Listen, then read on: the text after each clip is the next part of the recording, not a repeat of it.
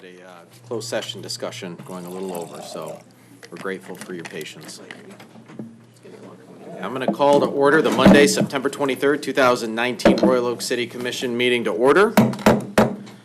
We're going to begin with an invocation given by Commissioner Paruch, followed by the Pledge of Allegiance. Please stand if you can.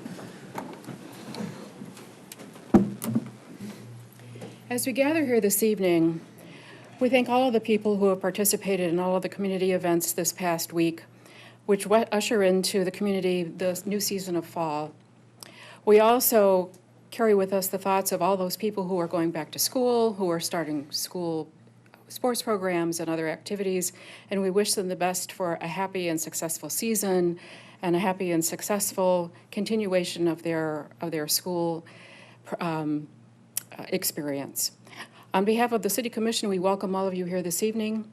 We welcome your comments, and we hope that all of you are directed your best wishes to all of us and to the rest of the community for good decisions based upon community input and well-being on behalf of all of us. Amen. Amen.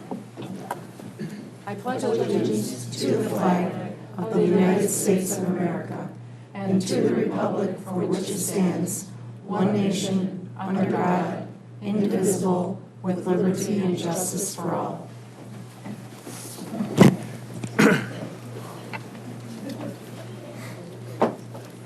All right.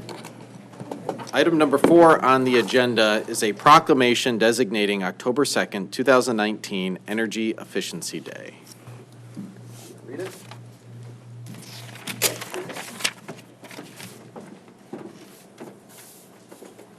Yeah, come on up. How are you guys doing today?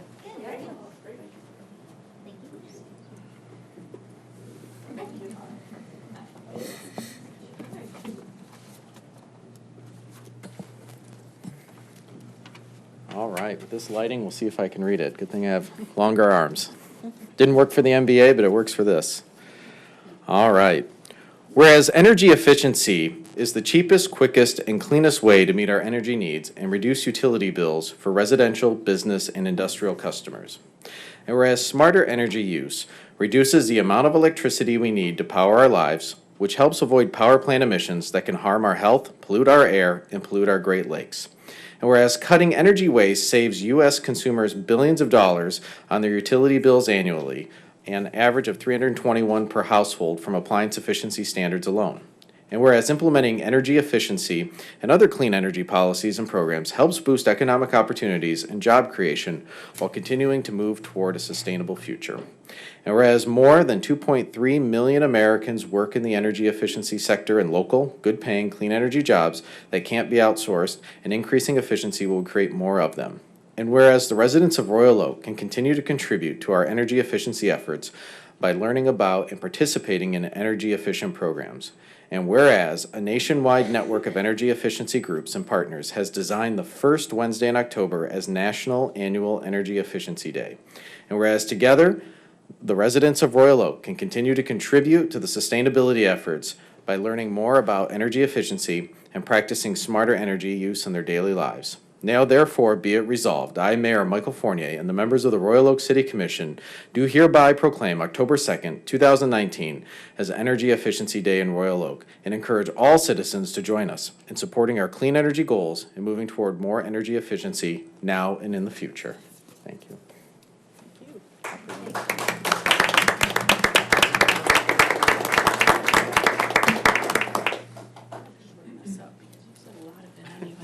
Okay. Thank you, Mayor Fournier and the City Commissioners. We appreciate this proclamation as energy efficiency is one of the most constructive and cost-efficient ways to address the challenges of high energy prices, energy security and independence, and pollution. With this proclamation, Royal Oak joins 456 other state and local governments, organizations, corporations, and utilities participating in this 2019 Energy Efficiency Day.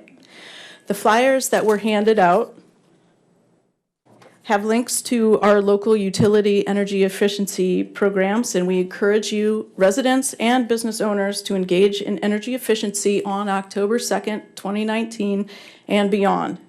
Autumn is the perfect time to start implementing upgrades and behaviors before winter and the high utility bills arrive.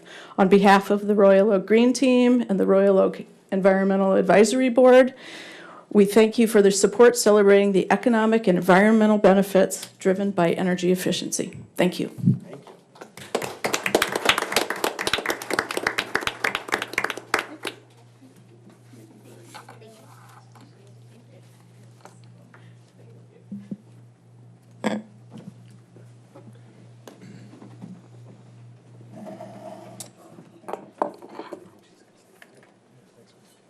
Before Ms. Lyons-Bricker eats her feet out the door here. So we've started a program here in Royal Oak where we like to acknowledge certain milestones for city employees in terms of their years of service with the city. And Julie, if you could come up. Julie Lyons-Bricker, our grants coordinator and our energy and sustainability manager. Thank so you. 1 year of service with the city of Royal Oak. One down and what, 19 to go? Okay.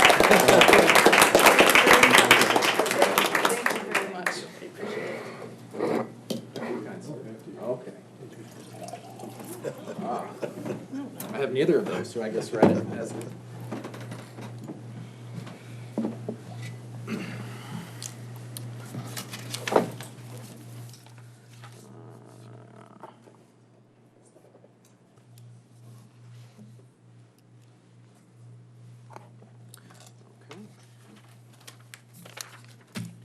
Next up on our agenda is item number 6, public comment. Just a few words before we commence with public comment. This city commission values and relies on the input of our fellow citizens to make decisions. Now is the time set aside for the public to address the city commission on any city-related issues, whether they're on the agenda or not.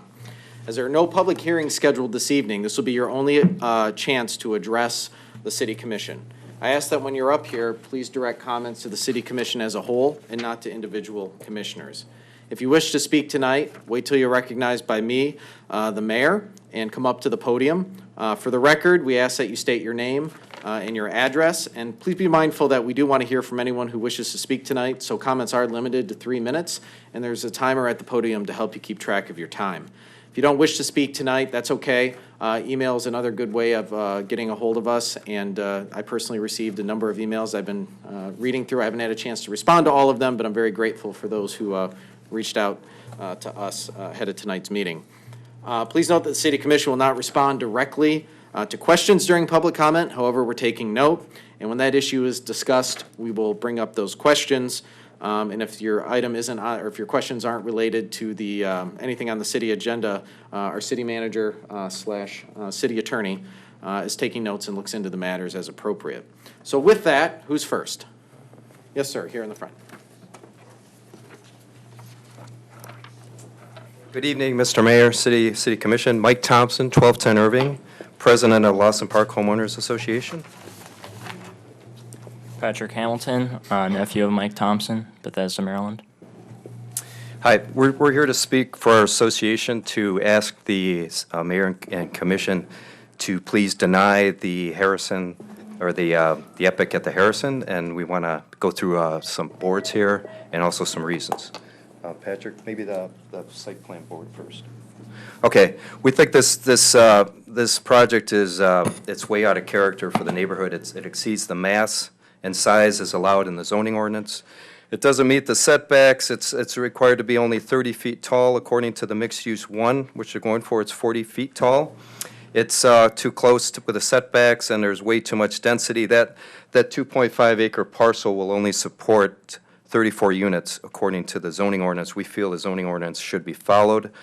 Right now, it's proposed to be 51 units. So we think there's a lot of overloading of the site. There's 150 approximately parking spaces, 153.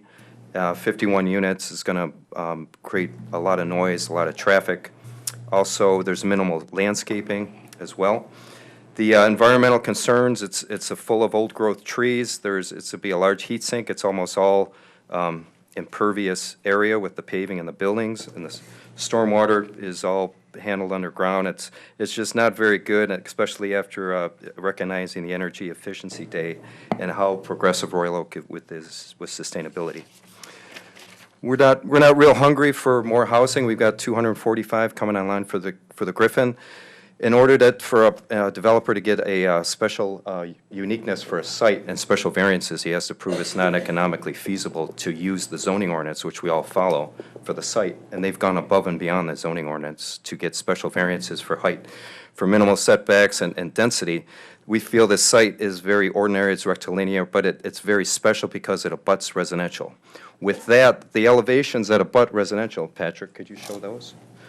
The elevations are in nonconformance with the zoning ordinance as well, because they include public terraces and decks, and they're too close to the neighbors, they're too tall, creating shadows, as well as Royal Oak has an ordinance about light trespass and exterior lighting. So these are all a loft-style design with huge windows. So at night, there's nothing mandating the light coming through these as well, which we can show as well. So it's undue hardship putting on a high-stress area with the tracks, with the high power lines, with the traffic, with the Irving, the high traffic that goes through here as well. So we ask that you please deny this, and it'll be a poor precedent to rezone R1 residential to multifamily in this regard, especially to grant all variances, especially for future projects. So, thank you. Thank you, Mr. Thompson. All right. Yes, sir, here in the front. Yeah.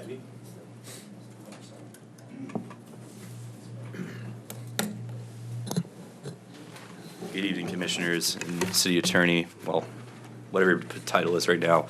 Andrew, you gotta laugh tonight, right? Andrew Kalinowski. That's the way I feel sometimes. Yeah, I feel the same way. Andrew Kalinowski, 1008 Batavia. My property is adjacent to the proposed plan on Harrison, and I want to talk to you about investments. I've only lived in the city now 2 years and a couple days. I came to my neighborhood because it was quiet, I had a peace and a sense of security. And I love the trees, I love the canopy. I moved in and I found out that there was going to be a 4-story building being put in. Excuse me. I understand the gentleman had to get refunding, and that destroys my investment. It destroys all our investment, and it destroys the investment of Royal Oak, because you're losing your privacy. That's why we have private property laws. That's why property laws have been championed in the Constitution. Privacy. Why?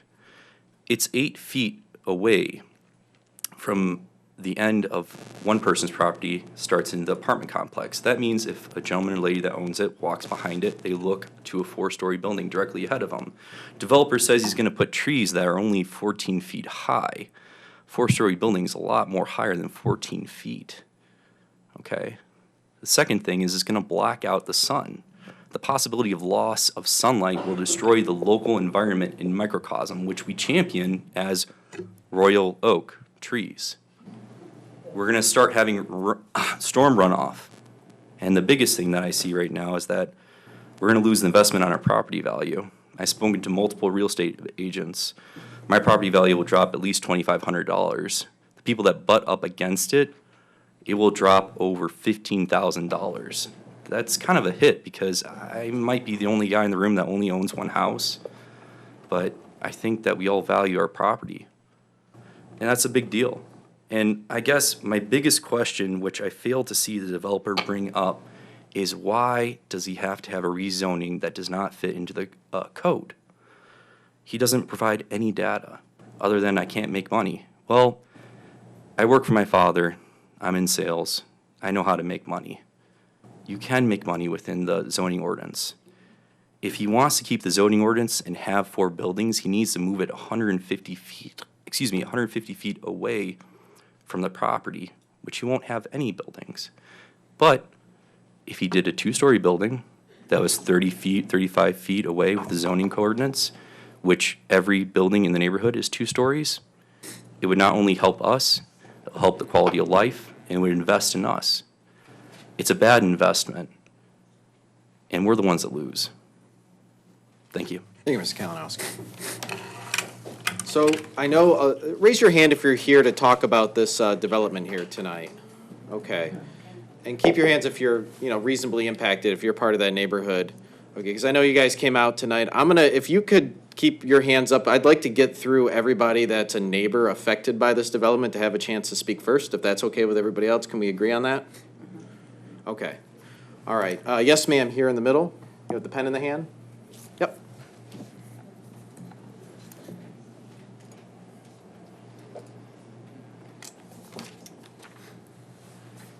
Good evening, everybody. My name is Rachel. I reside on 1022 Batavia Avenue, and I'm here to talk about the northeast corner of Knowles and East Harrison development. Well, I admire developer Mr. Wolfson's proposed effort to plant trees to block views after this building has become erected. There's no way that my privacy nor my neighbor's privacy would be ensured, as fourth-story balconies overlooking private residences is part of this plan. We recognize that this was rezoned to accommodate multifamily units. We don't want to stop this. We simply ask for a revision that blends with this neighborhood. There's an excerpt in this plan that talks about a reasonable, that people would have to determine whether there was an invasion, and I would invite anybody to come over to my house and see how this potentially could be impacted. I'd rather not have to do this when the structures are already up and you would feel and see the invasion of privacy. That's why we moved to this area and this street in particular, because we felt the sense of community, and while we welcome any and all new individuals that would like to live in Royal Oak, this just seems that it wouldn't fit in. I mean, I can't even imagine a four-story structure like looking up at this now. Again, it's not something that we want to stop completely, just make it more reasonable. Thank you for your time. Thank you, Rachel. Yes, ma'am, here in the front.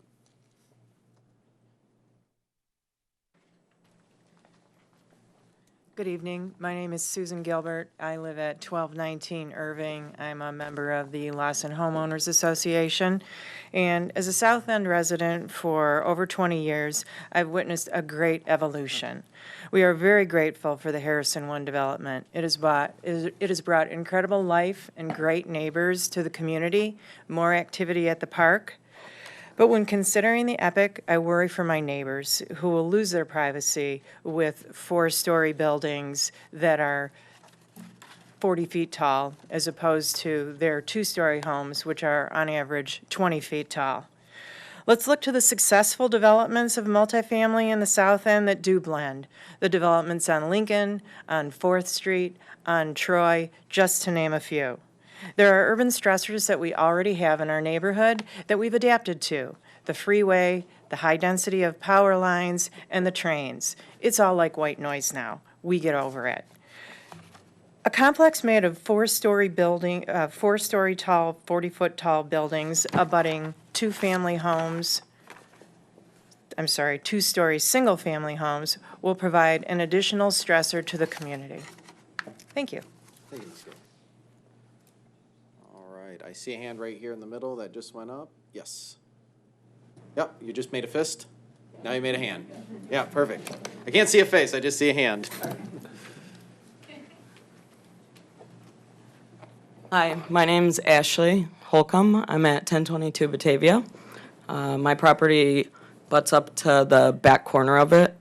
I think right now that's supposed to be some sort of stormwater or some runoff, which I'm hoping won't be right in the backyard. My first and foremost concern is privacy.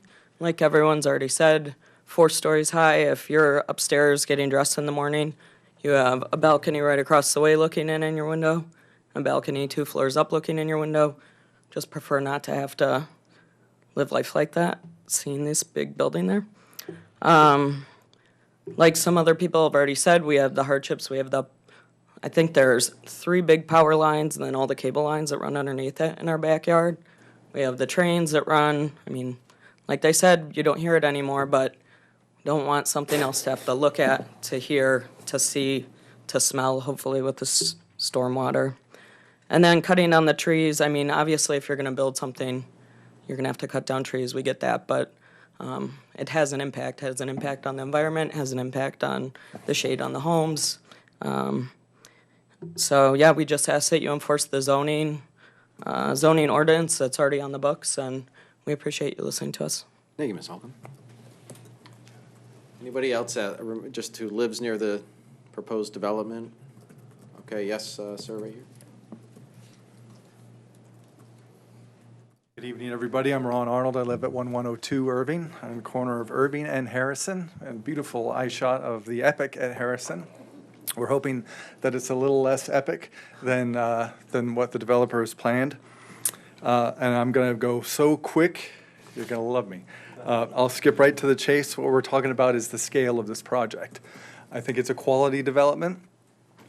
We want him to be successful, but it's just too much. He's already come down one notch. I think that we need to concentrate on getting back to the proper scale to fit the neighborhood and joining the established code. Imagine it, just in closing, you'll love it. In closing, imagine if we were going to say, let's put this on Vincetta Avenue, or maybe on Henry, just up the street here, beautiful area of Royal Oak. You'd say that's ridiculous, and it is ridiculous. It's also ridiculous to put it where it is now. We have a lot of stressors, we have a lot of cut-through traffic. Everything else is great. We're fighting, we'll fight for our community. We've seen you all a couple of times. We love what you're doing. Let's be right, let's not be an easy mark for every developer that wants to come to Royal Oak. Thank you. Thank you, Mr. Arnold. All right, who's next?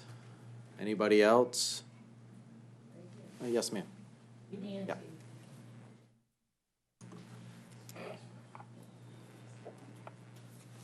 Good evening.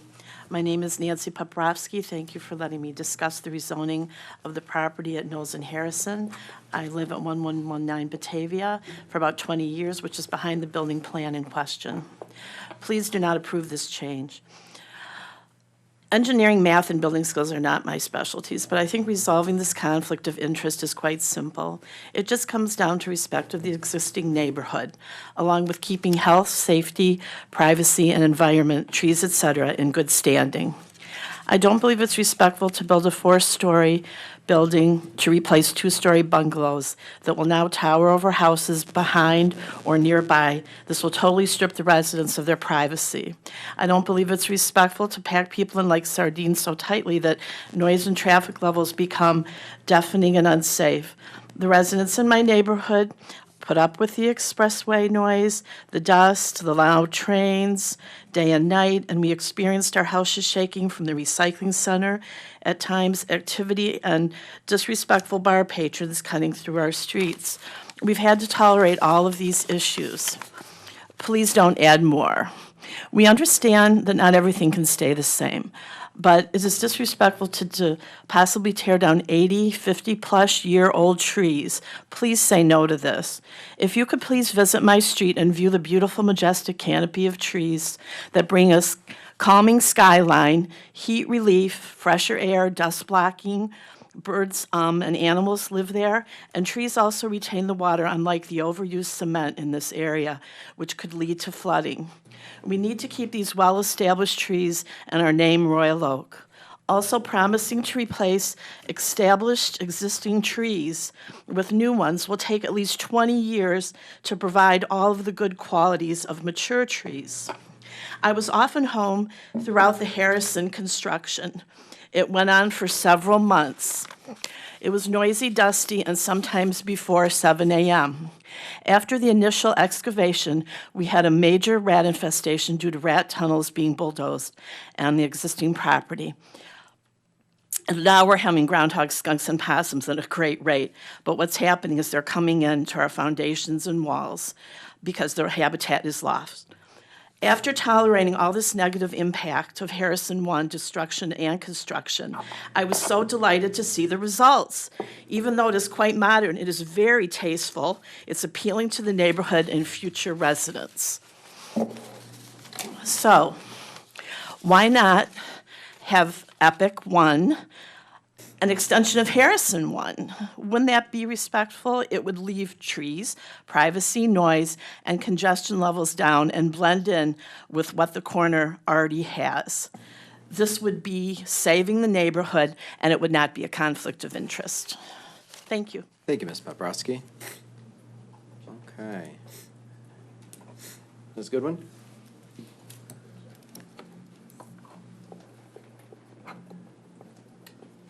Good evening. I may go 3 seconds over 3 minutes. I'm speaking on 2 issues tonight. Peggy Goodwin, 1015 Mohawk. I'll start with item number 14, the conditional rezoning of the northeast corner of Knowles and East Harrison. My preference would be for it to preserve as one-family residential on that land. The epic actually sounds out of character, as was said, and brash. The neighborhood is currently overrun with GFL employee parking along Hudson Street and was wrongly designated a truck route on Knowles between Hudson and Harrison. But the crux of the problem, as was said, lies in the height, 4 stories, and the density of 51 units. Please reconsider this proposal and let's work on a development that makes sense for the betterment of that neighborhood, because it is improving. Okay, my second item is the Royal Oak Animal Shelter. We have a heated debate in the community, online and everywhere else, about the animal shelter either used to be great in the past or it's much better now. I think the truth lies somewhere in the middle. As an example, the woman who left a large bequest a few years back wouldn't have done so if she thought the animal shelter was poorly run and the volunteers weren't dedicated. And I'm sure there's been improvements recently as well. I have proudly in the past been a shelter donor, supporter, promoter, volunteer. Once I rescued a cat, brought it to the animal shelter. It was adopted within a few days. I made a donation. I think that's how the shelter works for all of us. We've heard a lot about fundraising, and that concerns me, and the sustainability also concerns me as a resident. One thing I want to say is consistent messaging is paramount in fundraising. While there has been some good digital promotion, I don't believe it's consistent, and I want to give you an example. On April 25th, 2019, there was a post on the shelter Facebook page about Stanley, the young, sick Pomeranian dog.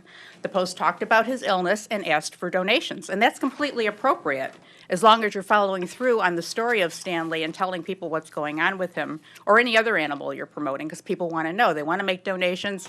Is he sick? Is he getting better? What's going on with him? We need to let people know that. The problem I have is that the shelter never posted another word about Stanley in all these weeks and months after asking for donations based on his case. Instead, it was only through a barrage of social media posts speculating that Stanley had died that we found out that the dog did indeed pass away about 1 week ago, and the city responded through an official statement from the chief of police on September 17th, 2019. My suggestion going forward is that you designate staff or volunteers to be very regularly posting on social media the adoptable animals, any animals that need care, hospice animals, whatever the case may be. Consistently post them, post the stories. Look to PAW and Almost Home for best practices. Transparency in fundraising is paramount. You need to follow through on all those stories. But you should ask for gifts on a regular basis. I know you've talked about the annual campaign. Do an annual campaign. It's going to take work, but do it. Digitally, direct mail. And then you must thank your donors. You must send thank you letters out for all donations, $10 to $100,000. You must send those out. Everyone from staff to volunteers should play a role in the shelter's sustainability and residents that care. Consider increasing the portion of the city's subsidy. I'm not sure if there is one right now, but I'm just putting that out there to cover some costs of operations. Remind the community that you welcome planned gifts as you've received in the past, and then eliminate or at least leave to the third-party organizations the labor-intensive events. They don't raise a lot of money, and they're a lot of work, and you just don't have the staff or resources for that, in my opinion. I just think we should unite around the welfare of animals in our community and leave politics aside. Thank you. Thank you, Ms. Goodwin. All right. Anybody else here to speak on the property development on Harrison? Mr. Colo?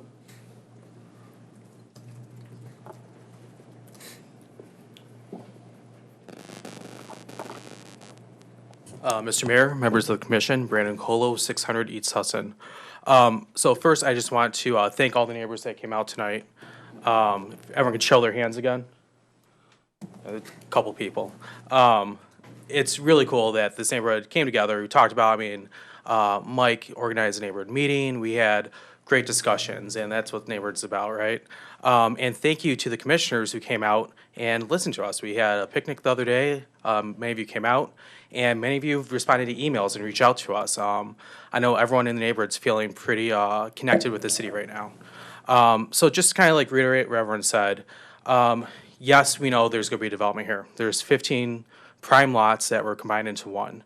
But on those 15 prime lots are over 90 trees, 80 years old.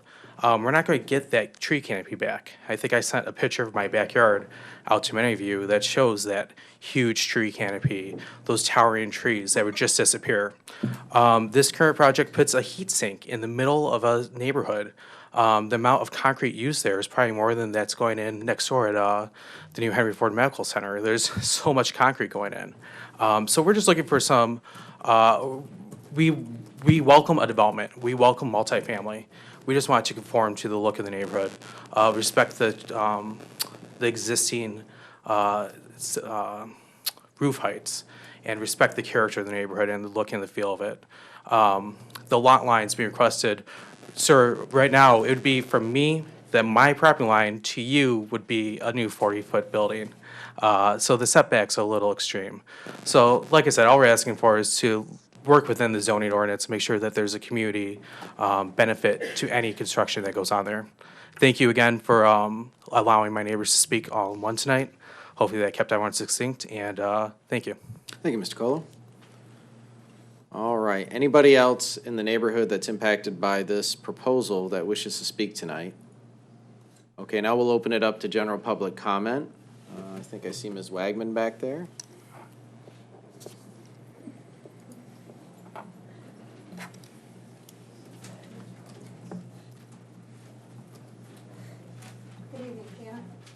Do this every time.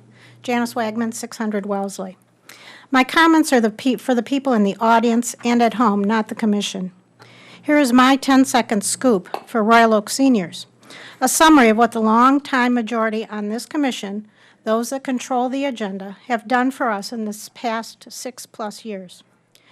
You've added Wi-Fi to the senior center. However, now the computers can only be used as part of a class. Added 20 angled free on-street parking spaces in limited areas of the downtown. However, repeatedly lied to the residents and the media about the illegality of putting them in other areas and increased the parking permit costs of the low-income seniors at Royal Oak Manor by 80%. Created a senior task force 1.5 years ago who voted to join ARP and their 5-year plan. However, so far they've only been able to contact 74 people for input and aren't expected to formulate a plan before June of next year. With the city's reluctance to fund anything, including the animal shelter, I'm predicting most of the items that require funding on this plan will end up on an unfulfilled wish list. And lastly, proposed a vague, ill-defined transit millage. However, it didn't include one specific line item of improvement for the senior bus service. Meanwhile, across Woodward in Huntington Woods, where they have an actual proactive senior advisory committee, not an add-on to Parks and Rec, their recent meeting agenda included building a senior fitness park, a universal design educational campaign, a senior contact outreach initiative to offer help and combat loneliness, a transportation expansion program where they worked with GoGo Grandparent, Uber, and Lyft for alternative curb-to-curb transportation for seniors, and supported it with a free technology assistance program, an online emergency information program so EMS will know important medical information about the individual before they arrive. They've coordinated intergenerational activities with the schools, including technology meetups to help seniors with their phones, tablets, and computers, as well as a fall leaf cleanup and more. And that's just one of many cities who value their seniors and future seniors enough to proactively work on their behalf. It's election season again, and I'm expecting more literature like I got last time. All of this, promising to support and enhance the lives of seniors in Royal Oak. I encourage seniors and senior caretakers and those who plan on aging in place in Royal Oak to consider what they have actually done, not promised, and vote to replace the longtime majority on this commission. Remember, past performance is a good indication of future outcomes. Thank you, Ms. Wagner. Just a reminder, everybody, I see the people that, regularly come. In case there's somebody with an opposing view, we ask that we don't clap. We don't want to intimidate anybody that may have an opposing view. So just a reminder, I probably should have said that during the public comment instructions. All right, who's next? Yes, sir, right here.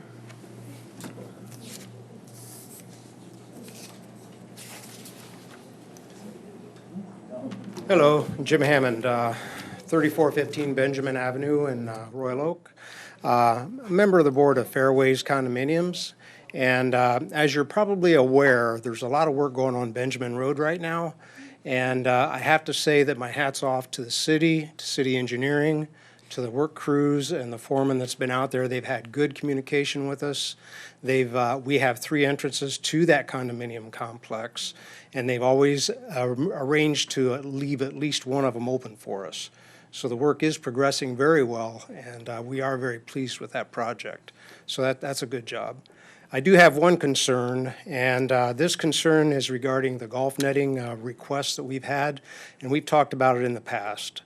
And we had a meeting a couple weeks ago with the Parks and Rec Committee, and we were told that they were forwarding to the City Commission the recommendation to have the installation installed. I don't know where that stands right now with the City Commission, but what I would recommend is when you do receive that request, that you approve that and expedite the implementation and the construction of that netting. We have been very fortunate that we have not had any catastrophic injuries. With all the damage and the injuries that we've had so far, we've been very lucky.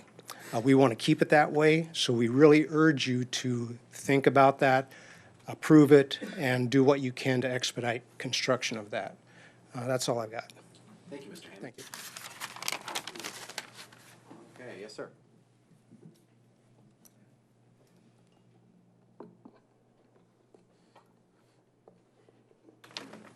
Stephen Miller, 115 Georgetown Square.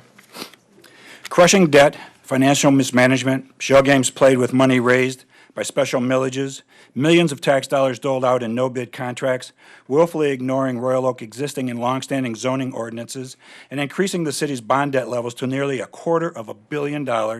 This is how Mayor Fournier and this commission majority have repaid the election trust of Royal Oak taxpayers over the last several years. The mayor and commission majority played a bait-and-switch game with the public safety millage by spending, over the last 8 years, a huge portion of these millions of public safety millage tax dollars to hire 42 administrative and bureaucratic positions that are in many cases just redundant. Yet during this same period, the millions of dollars raised by the public safety millage were only able to fill a measly 17 police positions and sadly 0 firefighter positions. No firefighter positions hired over the last 8 years. With regards to the no firefighter positions being filled, why hasn't Mayor Fournier and this commission majority come clean with the taxpayers residing in the upper northeast section of Royal Oak and the fact that the ambulance up at Station 3 very seldom is available for medical emergency runs? It's not because of mechanical issues, nope. It's for the want of a few additional firefighters and medical personnel. Tens of millions in additional property tax dollars raised over the last 8 years with the bait-and-switch public safety millage, and yet the ambulance is seldom available for those affected families and children. Think about that. Additionally, Mayor Fournier and this commission majority have also doled out well in excess of $30 million in no-bid contracts, which does not include the nearly $6 million and free land that they gave, mind you, to a private developer with the taxpayers retaining absolutely no equity interest. These tax dollars are gone forever, never to be available for public safety or city parks. Looking at north of $30 million in no-bid contracts, this complete waste of taxpayer money, and notice please that many of these no-bid contracts were awarded to many of the continuing campaign contributors to Mayor Fournier and this commission majority. Now, Mayor Fournier and this commission majority is flaunting Royal Oak's existing and long-standing zoning ordinances. In the southeast end of Royal Oak, they are proposing to ram down the throats of a quiet, single-family home neighborhood, a 40-foot-tall condominium building where once a half-dozen single-family homes sat. And, lo and behold, why is this project being rammed down the neighborhood's throats in violation of our zoning ordinances? Could it be that the developer has been a large donor contributor to Mayor Fournier's election campaigns? Curious, isn't it? Lastly, why is there now so much consternation about the animal shelter, how it's being run? It has run smoothly for many, many years with its huge and generous volunteer base. Could it be that there is now a highly paid manager of our animal shelter and that this position was created simply for a person who was a close political supporter of Mayor Fournier? That's curious, too. Thank you. Thank you, Mr. Miller. All right, who's next? Yes, sir, in the corner. Looks like straight up Trumpism.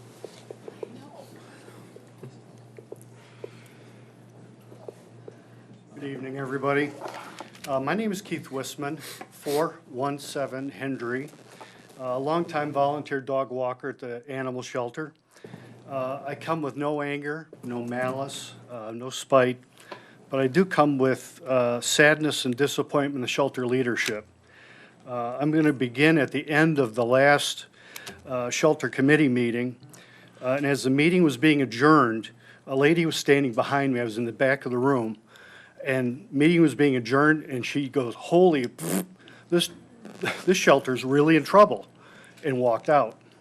And that was a good kind of a capper for that meeting. We volunteers, along with former employees, have been voicing our concerns and raising our questions with the shelter management for almost a year, and we've gotten nowhere. I've attended the last 2 shelter advisory committee meetings to voice my concerns, ask my questions, and we've gotten nowhere. So here I am. Those of us with these questions and concerns have been publicly described as troublemakers, disgruntled volunteers, simply not liking change and loss of control. I've been volunteering at the shelter for 9 to 10 years. All we've had is change. All we've had is, just you have to churn through that kind of stuff. And all these challenges and very little control over everything. But we just keep plugging along and we take care of the little beasties. We've been sidelined, marginalized, and dismissed.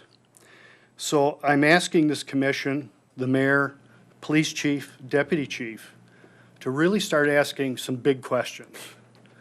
Start asking some follow-up questions and start asking for supporting documentation, because your first answers never reflect the truth. I guarantee it. Thank you very much. Thank you, Mr. Usman. All right, who's next? Yes, in the back, standing up.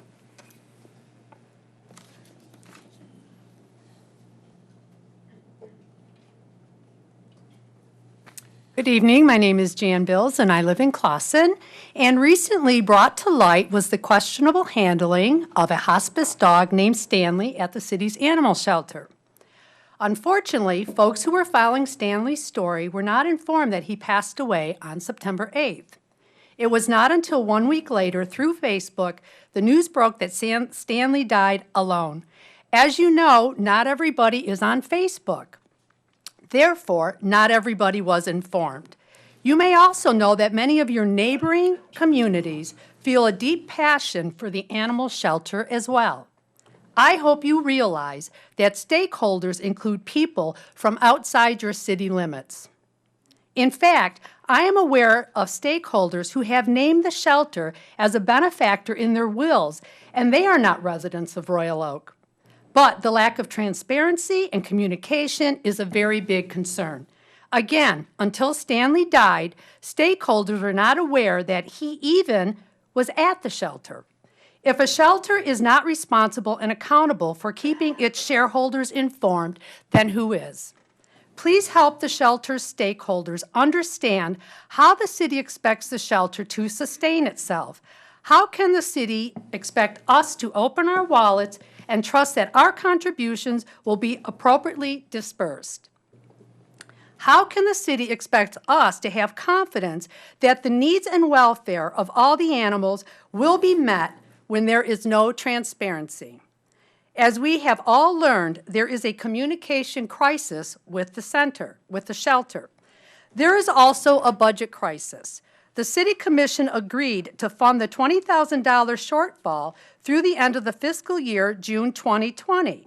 But then what? There is and has been an operational deficiency for a very long time. And tragically, due to the death of Stanley, some are hearing this for the very first time. Stanley's story spread like wildfire on social media. I'm here tonight on behalf of those who reached out to me. Not all live in Royal Oak, but all love the shelter and the animals. Here are our questions. Why does the city continue to function with a shelter policy that was established more than 15 years ago when the city was facing a deficit? Why does the city talk about closing the shelter when they have a healthy financial status with a AA+ bond rating? Why would the city consider closing the shelter when it costs a measly $130,000 a year to operate? We are literally scratching our heads at the thought of closing the shelter for such a small amount of money for such a prosperous city. Why is there a lack of transparency, communication, and accountability? As you know, that only jeopardizes the future generosity of the shelter's stakeholders. In conclusion, we respectfully request that this commission considers incorporating the operational expenses of the shelter into the city's budget. And kind of what our governor Ms. would Mills, say, I do need you to finish your last point. fund the damn shelter. Thank you. All right, who's next? Mr. Ashley.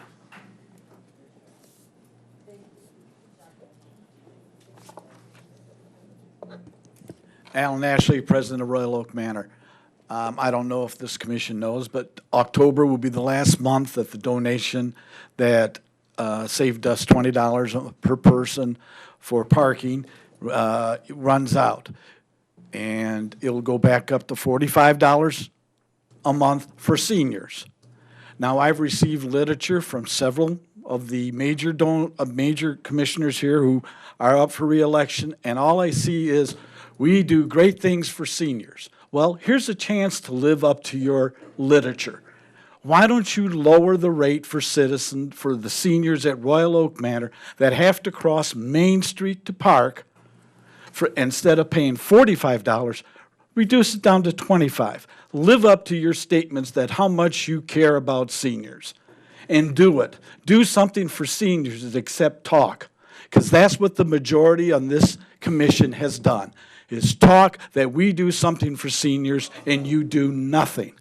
As is stated many times here, you have done nothing for seniors, and you put on your literature that we do great things for seniors. Well, now's the time to prove it, that you are going to do something for seniors, and lower it before November in your next commission meeting in October. Lower the rates back down to $25 and do something for seniors. Thank you.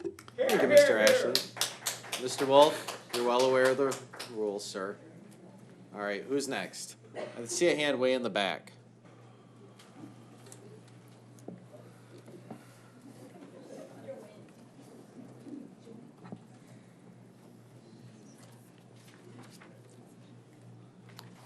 Good evening, Mayor and Commissioners. My name is Tom Howlick, 210 North Center. Yes, I am running for City Commission.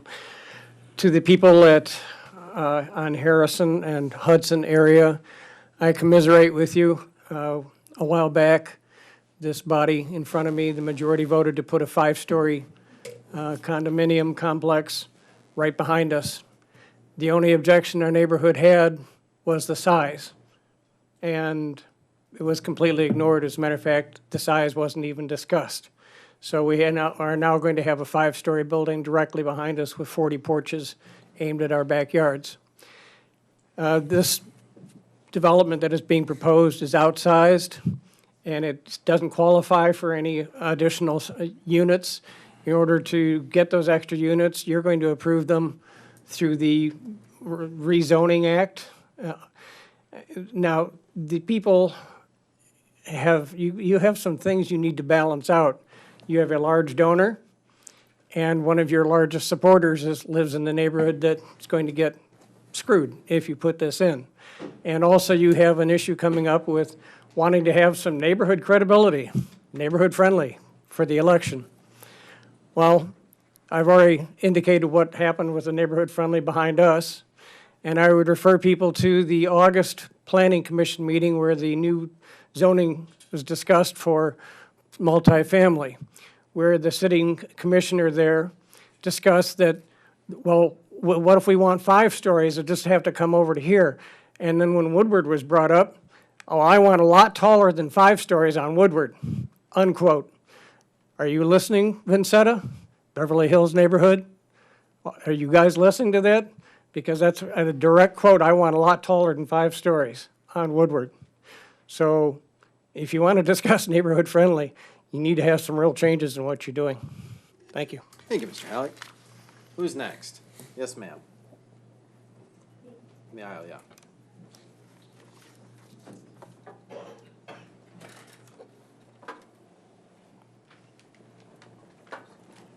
Good evening, Commission. Judy Schwegel, LaSalle. On behalf of our shelter animals, my questions are, what really happened with Stanley the dog who was found dead in his cage? Hospice was denied. If he was so aggressive, why did he have the run of the shelter? A contradiction. Instead of love, his fate was dying alone in pain, in the dark, in a cage. What happened to the kittens that died? One received a leg injury after entering the shelter. Another was vaccinated way too young. When told by a volunteer that these kittens needed immediate veterinary care, with one kitten screaming in its cage, the manager merely said that she just thought he got his leg caught. Never receiving care, they were found dead the next day. Why cut shelter hours and lock the doors? There were plenty of volunteers. 13 hours a week open is hardly enough for people to visit and adopt. Who tends to the animals? Their care is 7 days a week to walk dogs, give meds, and offer love. They are alone 155 hours per week with no socializing. Along with hours cut, can I also assume that the paid employees received a cut in their salaries? Why are people treated so badly who stop in to adopt? One woman said she was treated like garbage and went elsewhere. Counterproductive. Why no publicity for adoptable animals? Utilize all free sites we can. Be proactive to get animals out of the shelter and into homes. Why have volunteers been asked to permanently leave the shelter? Some learned this by the changing of the locks. There's no such thing as too many volunteers. What is the truth behind allegations of animal hoarding, both in and out of the shelter? One particular cat was set to be adopted to his forever home, and when the adopter was promptly denied, management just said, well, he would rather be our greeter here. No cat wants to live in a shelter. Why, when residents offered to fix the fire hazardous dryer vent, denied? Instead, they were told the shelter may move, remodel, add an addition. None of these things happened, and the threat of fire continues. Why, when the shelter needs a new roof, did the city instead do minor repair of $300, yet in July, taxpayer money went to almost $2,000 for coffee supplies for the city? Why no dedicated fund for the shelter? Donations should not be added to the general fund to be diluted and diverted. Donations go to the animals. Taxes go to the city. Animal donations come from the heart and should be solely used for that. Is there accountability for gift cards, cash, items purchased? Are records available on our city site? What happened to past records? They seem to be MIA. Why? It is felt that the shelter is being run poorly to appear to be dysfunctional and too expensive to fund, so shut it down? The person running it is the problem. With little promotion, how can adoptions be up? Royal Oak has wasted millions of taxpayers' dollars on unwanted progressive ideas, yet we cannot fund the animal shelter? And my last question, what in God's name is going on behind locked doors at the Royal Oak Animal Shelter? So many questions, no answers. Animals cannot speak. We are their voice. Immediate change in management is needed for their sake. Thank you. Thank you, Ms. Schwegel. All right. We'll go with Mr. Wolf. Ron Wolf, 333 North Troy Street. By the way, to make one comment, I looked up ASPCA New York City, and it mentioned that they give a lot of their kittens to police officers because kittens require 24-hour care, just like human babies. Apparently something overlooked. I would like to know who and why I'd like to know why this full Democratic majority Gestapo is hell-bent on appointing a city manager before November. Do they want someone who's easy to manipulate, perhaps? Fellow residents, this now makes it even more important to finally elect a mayor with experience in municipal accounting to act as a watchdog for all residents, and not just be a lackey for cronies of political donating special interests.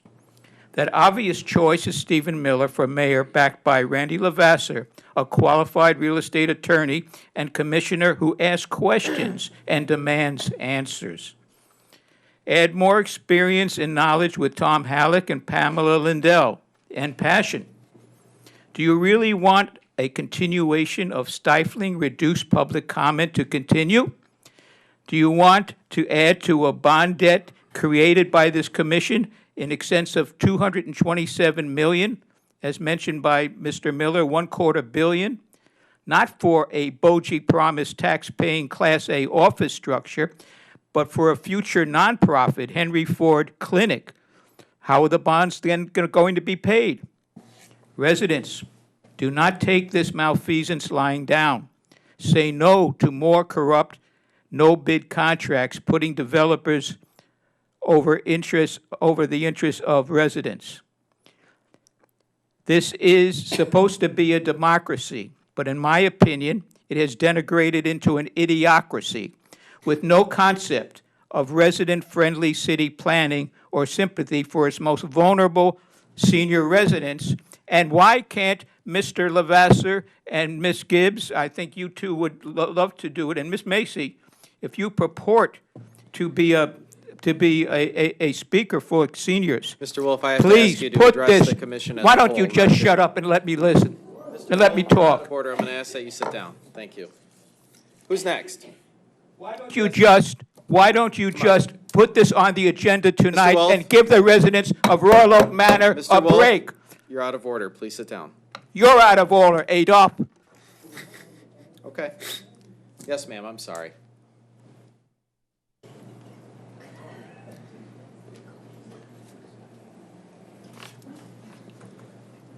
Thank you, Mayor. Commission, my name is Lisa Adler. I'm the owner and developer of a single-family home at 235 Englewood Avenue. I was here at the last meeting, and I don't know if all of you have received the email that I sent okay, good. So I won't go over those reasons again.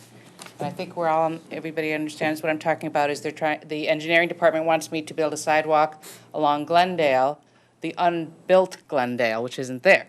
So in preparation for tonight, I decided to look at my permit, and I looked at it, and it says, quote, install new sidewalk along Glendale to the end. And that's when the light bulb went off in my head. Why has this just been bothering me since I saw it? It's because there is no Glendale Road. Why do we need a sidewalk so for pedestrians to walk on a piece of grass when there's no street? I think that's what it comes down to. And my issue is I think everyone can agree with that. The city doesn't want to do something silly. So the issue that I'm faced with is because there was a sidewalk implementation program in 2017, and my lot, along with the 3 other lots that are similarly situated in this unique situation, are not exempt because at that time we didn't apply for exemptions, but I wasn't the owner at that time. So now we're faced with this odd situation. I think the engineering department feels that their hands are tied because it was part of the original program. But of course, when they did the implementation, they didn't build those 4 sidewalks because there is no street, so you don't need a sidewalk. So I don't know how to resolve this other than I printed out a letter to the engineering department that each of you can sign. I made 7 copies. I don't know how many we need. Yeah, if you Can I hand give them to the Ms. clerk? Hallis, she can hand them down to us. I put my email address at the bottom. If you have any questions, please email me. And if you don't, if you could sign it and email it back to me. I don't know, because I heard something about 3, if I get 3 or 4, a majority vote, Yeah. then okay. So We got a process. Okay. So if you want to hand it to the clerk, we can take a look at it. And then when we're done with public comment, I have a question for staff that I'd like to talk Okay. about specific I'll to wait this. around. Thank you very Okay, much. Thank you for your help.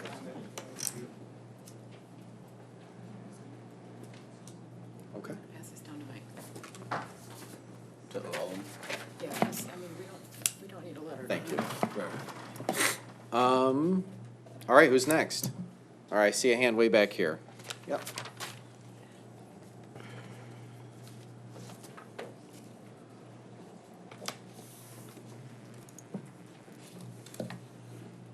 Dana Daly, 1419 East 5th. First, it's a shame that we have to even be here to take up your time with this. We tried with the shelter committee. I think only a couple of members heard us. No one else was listening nor cares. I worked at the Madison Heights shelter as a volunteer for 6 years. Smooth sailing. Went to the Royal Oak shelter for a couple years. Smooth sailing. I shouldn't say smooth sailing. There's always something, but that's what you deal with in any business. The last year and a half, almost, there's been a lot of change to the negative. There's been 7 people, that's the entire original staff, and long-term staff and long-term volunteers that are gone, not to come back. There's only 1 left, and she's been there 14 years, and she's treated disrespectfully. She's treated rude, while the manager and her new assistant go in the bathroom and whisper, shut the door and whisper. One that's rude, disrespectful. Going to the kittens, there's been cover-ups. I don't know how cage accidents happen. They have not happened in 14 years, not one dead kitten or cat in 14 years under Pam. We never had it at the shelter. But when someone tells the manager, we have a very sick kitty, it's got to get to a vet now, and she's dismissed, and the next day it's found dead in the cage, that's a problem. And then another kitty. I mean, I could go on. I don't want anyone to lose their job. I don't want her on the hot seat. That's uncomfortable for anybody. I've been there myself. It's no fun. However, maybe we could reassign this manager who doesn't listen. She literally turn her back and walk away when you make a suggestion. And if you email her, and I've only done 5 emails in a year and a half, they're not little pesky ones, they're important ones. Why don't we feed the kittens more food and give them regular food, not high quality, expensive food? You advise the new owners to give them expensive food. But in the meantime, we got, in the past, free food. All these donations, people still give them, and they're given away. And we're wasting money on Redford and all this other stuff. High premium stuff. So anyways, if she's not gonna listen, give her a job, give her Harold's job. Harold, he quit. He was there for a long, long time. He was great with the dogs. Give Jody his job, so she doesn't have to be without a job. Or maybe her assistant's job. Or maybe Keith, who's been here 10 years. I think he best summed it up better than I can. Ms. Daly, I do need you to finish your last thought. All right. We need improvement. We need change for the better. And I don't want you to use the excuse that us shelter volunteers and employees, we just don't like change. That's not the truth. We don't like dead kittens. Thank you, Ms. Daly. All right, who's next? In the back here?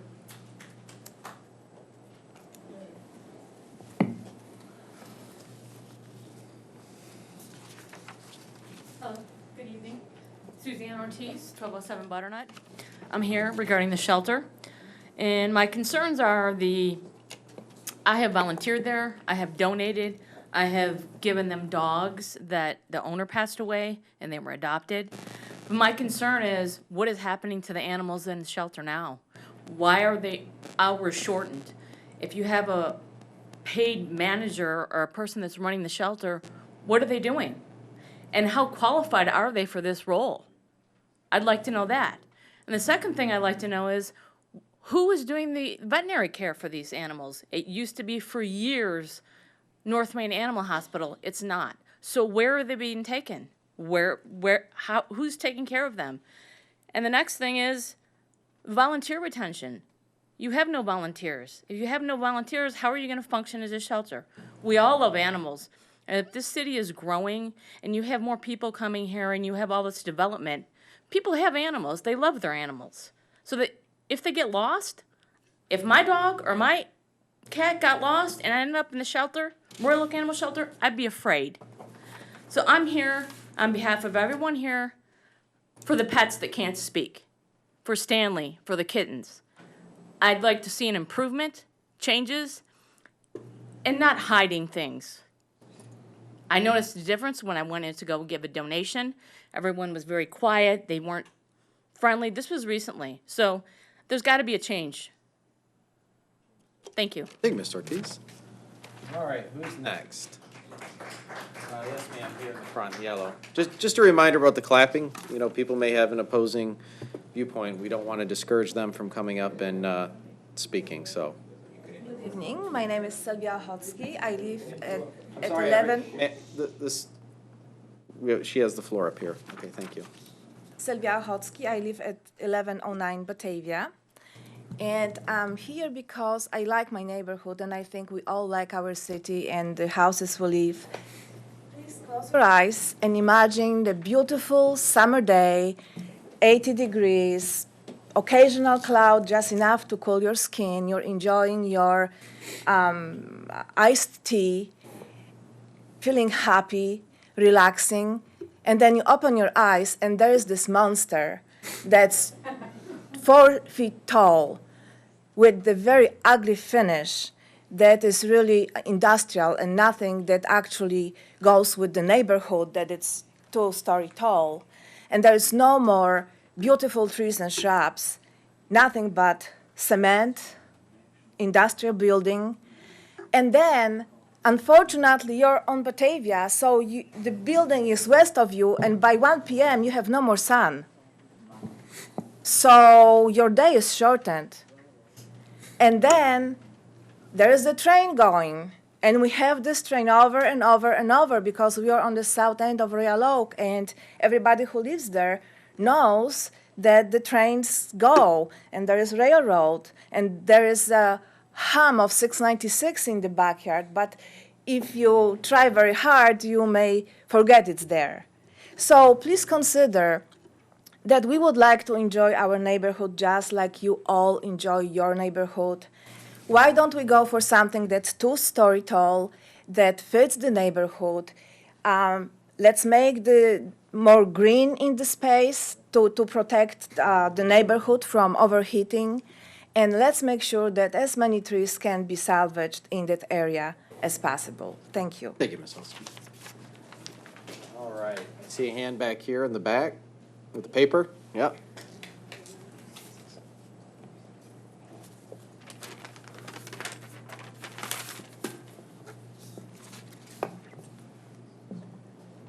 Good evening. I'm a little squeaky tonight, so bear with me. Blessings from grandchildren. I'm Mrs. Shunk, 233 East Webster Road. Royal Oakers, as you well know, really love their animals. Unfortunately, it's been well documented that Mr. Ellison, previous mayor, and the retired city manager recommended the animal shelter be closed.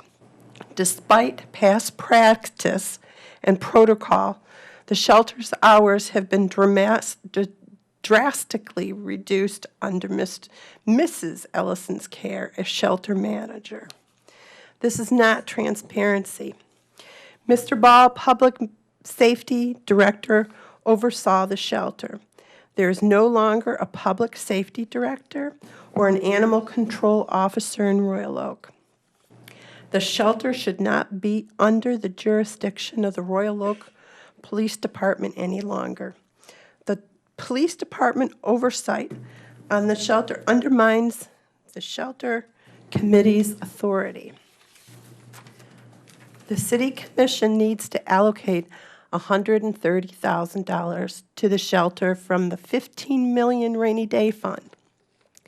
The animal shelter is a city service needing to be fully funded by the city's budget.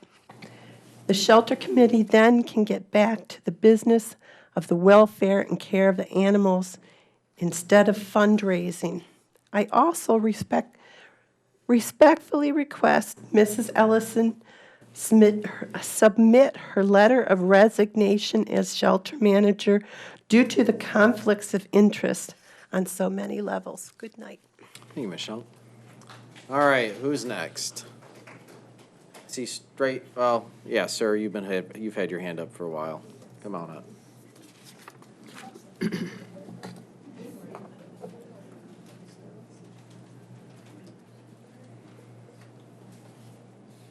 Eric Schaefer, 723 East 11 Mile.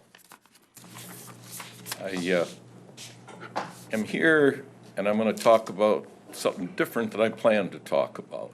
I came here planning to talk about the animal shelter. as big a disaster as that is, this commission is a far bigger disaster. You folks are juggling all these issues that have so many people so unhappy that you finally have me coming to the meetings too, and I'm paying attention and listening, and you have to cut the time down from, to 3 minutes. There's so many people so unhappy, and yet you're ready to run for re-election and think you're doing a great job. This is just sick. No matter what one would think about the animal shelter, you can't seem to resolve anything. This development in this city is running wild. I have zoning issues. You don't care about the zoning. That's just a suggestion. I found that out a long time ago. Doesn't matter if you're in neighborhood business. We're putting in condos. I mean, it's whoever greases the palms the best. And I don't have the evidence, but I have the evidence by what's going on. You people are clearly, and Mayor, I'll direct this to you, and I've heard it from others in this commission, others, not all of you, but others, that the concern for those who do not live in this city greatly exceeds your concern for the taxpayers. You're very concerned about a guy that might be working at Starbucks. You want him to be able to live in Royal Oak. I'll never forget that. And I've heard versions of that. You want to accommodate others who are not within our city, but you don't care about the people who've been here forever. And I'll tell you, they are leaving psychologically, and they are leaving physically. And you guys are going to reap the whirlwind out of this, and I hope you do in November, because if people do not clean this bunch out, they deserve what's left. And I've got a little time left for you. Thank you, Mr. Schaefer. All right, Mr. Wolf. Just want to reiterate, depending, doesn't matter what side of an issue we're on, we ask that we hold applause in the public meeting. It's part of our rules that we established earlier in the year. And again, some people do, and have mentioned to the commission, when they have a minority opinion, they feel outnumbered, and we don't want them to not feel safe to come up and speak. So just a friendly reminder. All right, who's next? Yes, ma'am.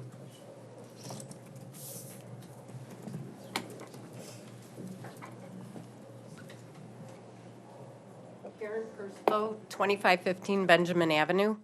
I didn't intend to speak tonight, but I just have a quick question. Are the committee meetings supposed to be run the same as a commission meeting? Because I've been to 2 animal shelter meetings, and at the first one, I got up to leave after I heard what I came to hear and what I meant to say. And I was reprimanded for leaving early, and I assumed it was kind of like this, like when you can come and go during the meeting, but I was yelled at, I left anyway, because people don't yell at me and tell me what to do. The second time was the last meeting when the same person, former member of this commission, got up and went over and whispered to one of the committee members in the middle of the meeting. I don't think if I came up there and tried to whisper to any of you guys in the middle of a meeting that would be taken very well. So I really would like to know, are the committee meetings supposed to be run the same as a commission meeting? Thank you. Thank you, Ms. Prislow. All right, who's next? Yes, ma'am, here.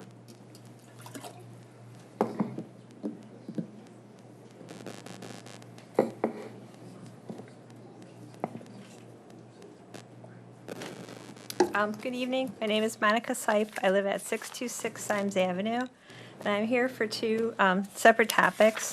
One is the animal shelter. A lot of you probably know me because I'm usually up here talking about saving trees or saving our animal shelter. So I'm a volunteer at the shelter, but I haven't gone in the last couple of years due to my workload. So I don't have firsthand knowledge about the issues that are being alleged. But there's a lot of allegations out there, especially on social media, against the animal shelter and the manager. Yes, the shelter is only open 13 hours to the public, but it is fully staffed, and the animals are taken care of. They're fed every day, and their kennels and litter boxes are cleaned. I feel bad about the little dog that passed away at the shelter, but he was in hospice. Anyone who has a family member pass away from a terminal illness will recognize this definition. Care designed to give supportive care to people in the final phase of a terminal illness and focus on comfort and quality of life rather than cure. So I think Stanley being in a cage, safe, passing away quietly during the night is a lot better than a lot of cats and dogs out there that have in their situations. I wanted to mention that volunteer applications go through the Royal Oak Police Department and not the shelter manager. The police does do a criminal history check and other background checks. It's the police that approve or deny the applications. So if someone isn't approved, then I think it was suggested that they contact the deputy chief of police. I wanted to mention too, I've been volunteering at probably about over 20 years in animal shelters, and I know change is hard. Another shelter that I used to volunteer at, I used to put in 200, 300 hours a year.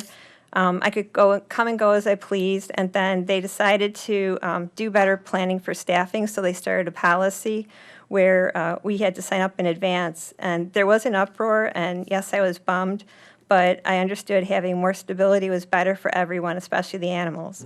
A couple volunteers quit.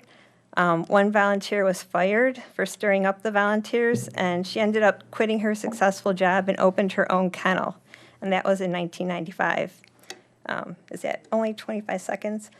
So I don't like all the negative talk about the shelter. I don't want it shut down. I don't want it to go to another area because it's better for the animals if they're taken to a local rescue.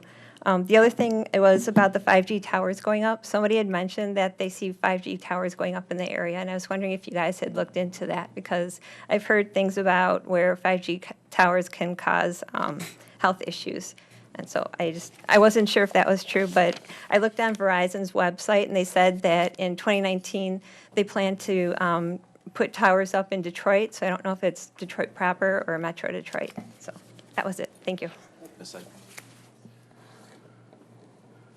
All right. In the orange?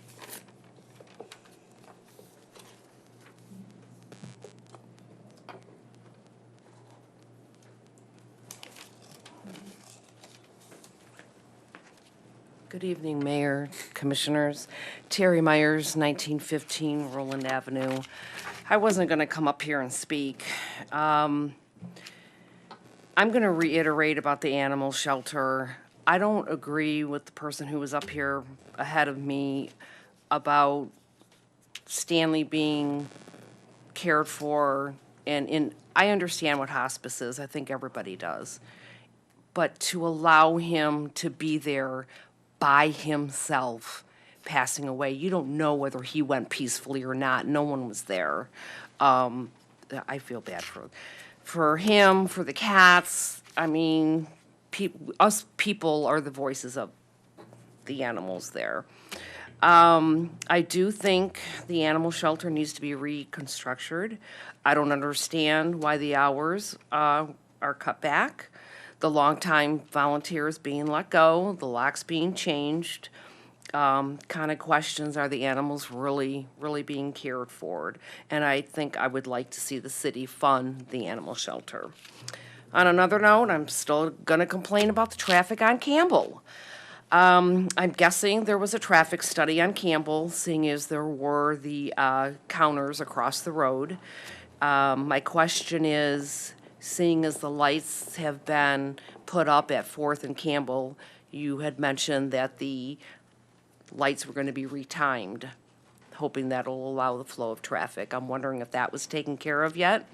And then even at 6:30 in the evening, there's still a half a mile backup in the evening. That's all. Thank you. Thank you, Ms. Myers. All right, who's next? Yes, in the back. Yep.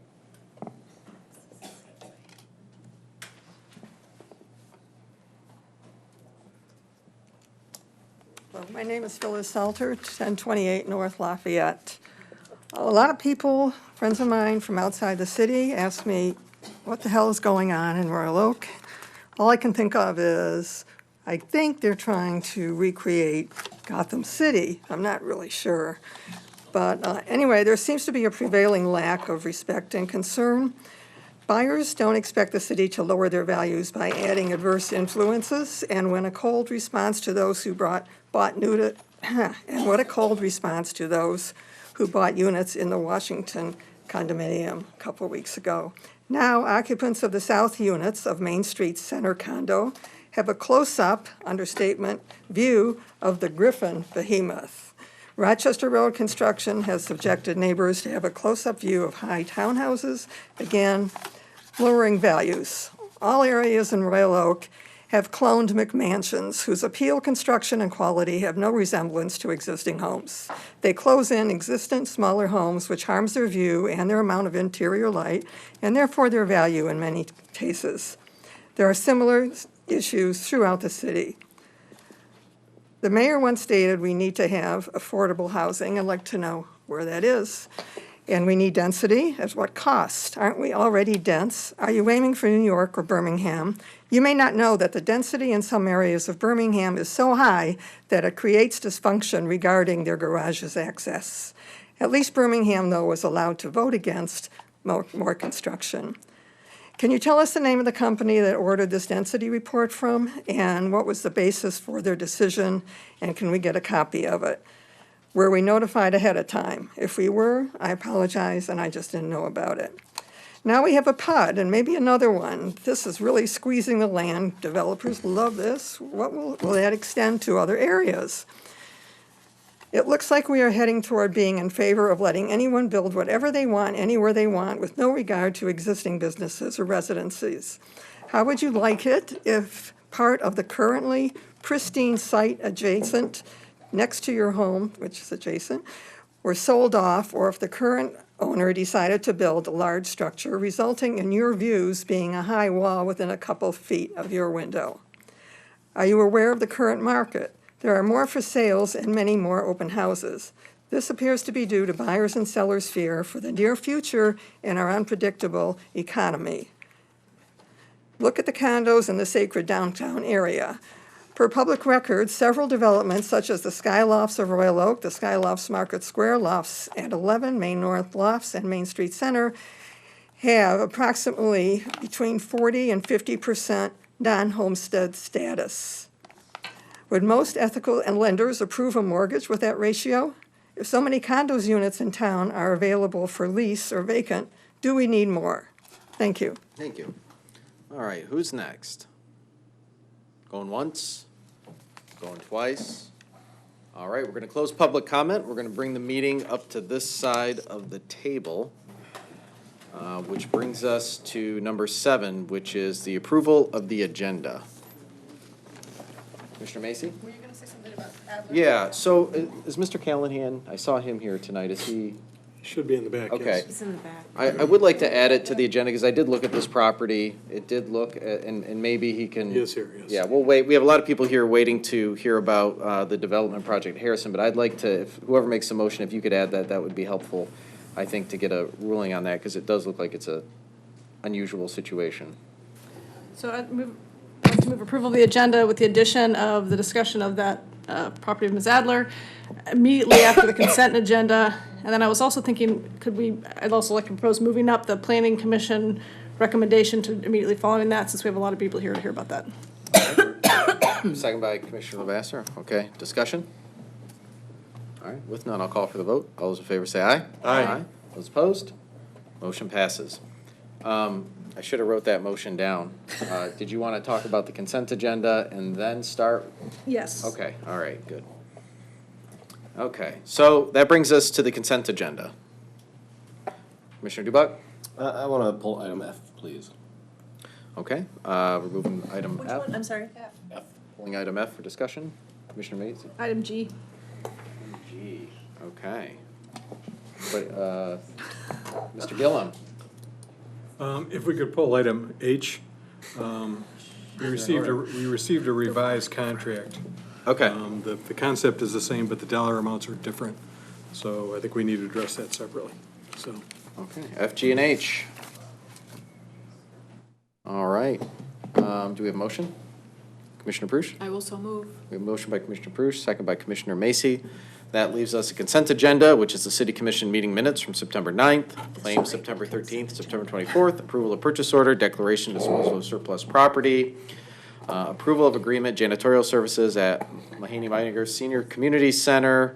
We're pulling off FG&H, and the approval of the tri-party funding. You meant aye. I'm sorry, that's right. Yep, Okay, yep. yes. Contract modification to contract cap 1910-2019 water main improvements, and then we're pulling off, because of some updated numbers, the tri-party funding agreement on the 12-mile road traffic signals, and then also the grant of easement public storm sewer 525 Florence. Any discussion? Commissioner Vassar? Just to be clear, J is actually, we're recipients of the easement, not grantors. Okay. It's still a grant of easement, it's just not our grant. All right, very well. Okay. All right, call for the vote. All those in favor say aye. Aye. Those opposed, motion passes. This brings us to item F, which is the approval of the cell phone tower lease agreement. Commissioner Dubak.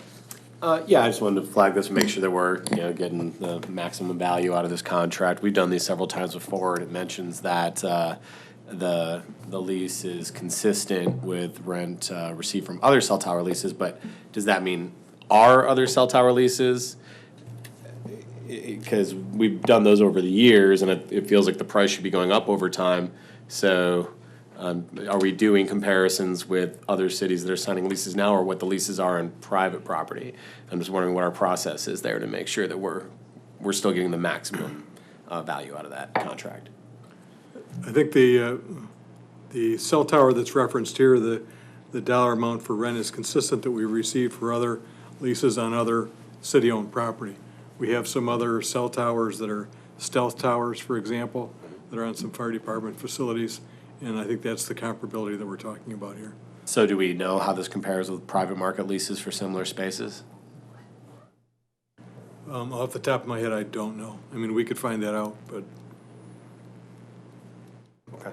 Commissioner Douglas? Yeah, I did informally ask a friend who works in the cell phone tower industry. I said, what does $1,400 sound like? And he says, probably close. I also felt skeptical about that number, given that it wasn't clear from then how long ago that contract was made, or the contracts that we're basing that number on. And also, I was contacted by a business owner who is close to this potential tower, with suggestion for a different kind of tower that we could put there that would do the same work but would be better looking. And I tend to think that if we're going to be putting something there right in the middle of our downtown, we might want to think. This is for Fire Station 3. This is the one. Flagpole one. Oh, Looks okay. like a All right. Well, flagpole. then Your Memorial Park.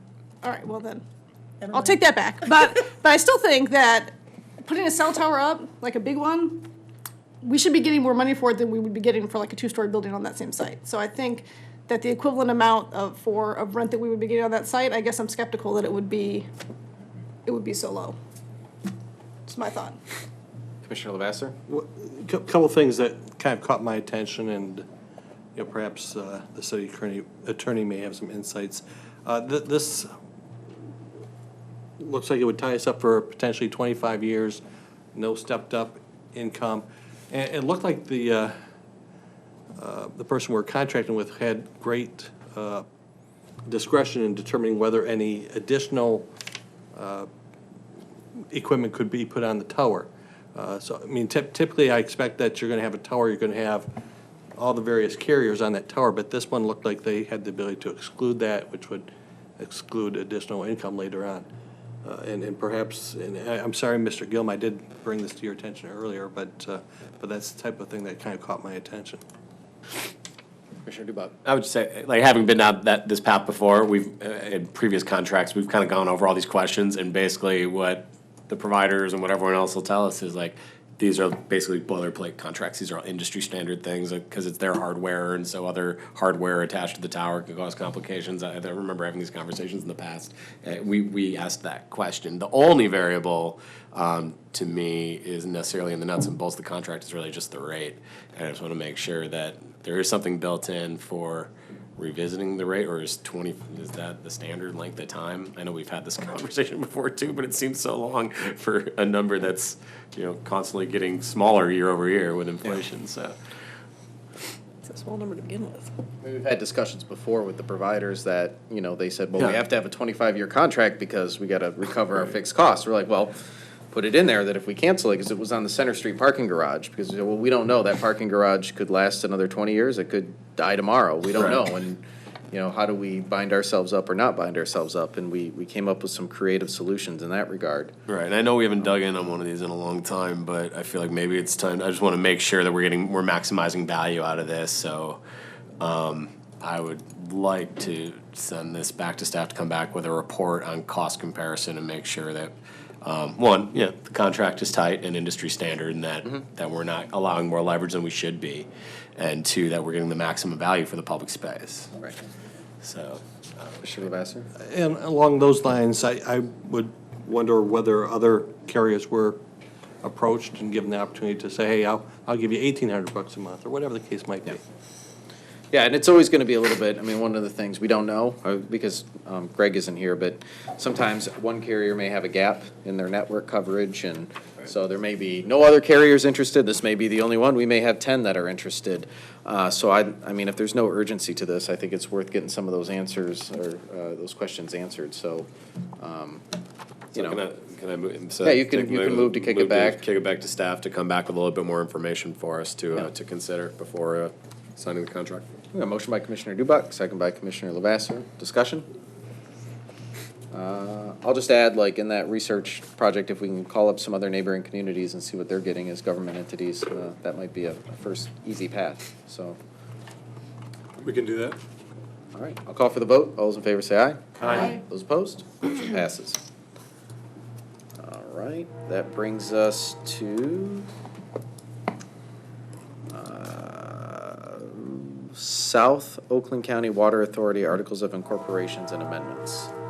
Commissioner Macy. I just want to understand this a little better. It's long, and when I was looking through it, it seemed to me that the main thing it was doing was changing what it could charge us without putting an actual number in there. So this number that's been long-standing, instead it put in this formula, which I frankly can't figure out. And I wanted to hear a little bit more about this change and what led to it, and whether or not we actually have any say, or we just are approving this because we have to. I don't know, is that Mr. Gillum?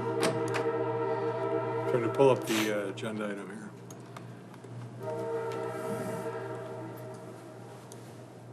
I know these are changes that were recommended to the SACRA board by the SACWA board by SACWA's attorney.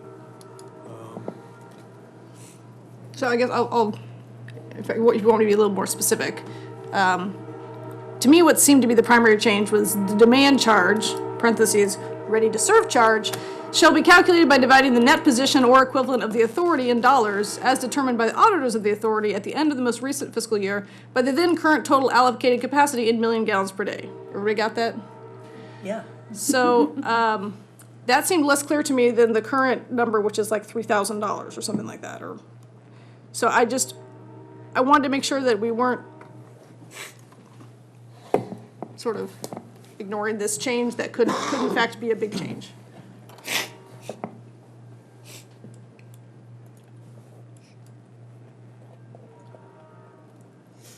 I also apologize for not forecasting this to you. I delayed on looking at this because it looked very boring. Oh, that's transparent government. Right. Yeah, just off the top of my head, I don't have the answers for you, Commissioner Macy. I'd suggest you may want to set this over. And I thought I had seen a strikeout version of the amendments, but that... There's both. So, well, it's not a strikeout version. They have the new and then a little chart of the changes and then the old. They don't have a strikeout version, which I think would make it easier to compare.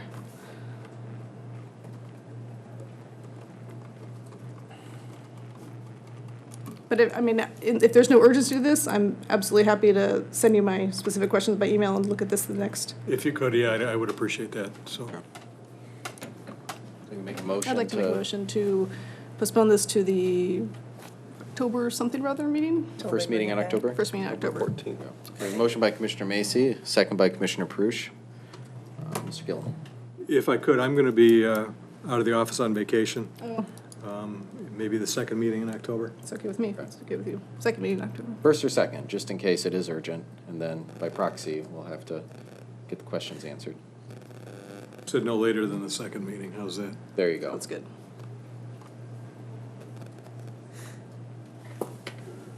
Okay. All right, call for the vote. All those in favor say aye. Aye. Those opposed? Motion passes. All right, Mr. Gillum, tri-party funding, 12-mile road traffic signals. Actually, that's Mr. Callahan. Callahan is here. He can speak to the modifications to the cost participation agreement that we just received. I believe it was today, in fact. Yes, we've been working with the Road Commission for Oakland County since they took over 12 Mile Road, and they have plans to redo all the traffic signals. We made a convincing argument that the street lighting, which are on those poles that are out there right now on the traffic signals on 12 Mile, are part of safety features that tri-party funds could be used for. Tri-party funds are the actual Oakland County commits a third of a particular project in money that's set aside just for use in Royal Oak, and the Road Commission does the same thing, and we have to come up with our 1/3 of the cost. Initially, they had a cost of about $24,000 per entity, and an additional estimate came in from Detroit Edison to do more electrical work. We had to add that in there, so that just came in this morning. This commission letter was put together today to show that we would be obligated to pay $35,056 towards a $105,000 project to keep those intersections lit. The three intersections are Rochester Road, Main Street, and Crooks Road, where they intersect with 12 Mile. Pretty big intersections, need to be well lit. So this is for lighting for those intersections. You're saying going from 24 to 35 in the final. Right, it's an $11,000 more than what we had initially gotten numbers for us. Are there any questions for Mr. Callahan? Commissioner Douglas?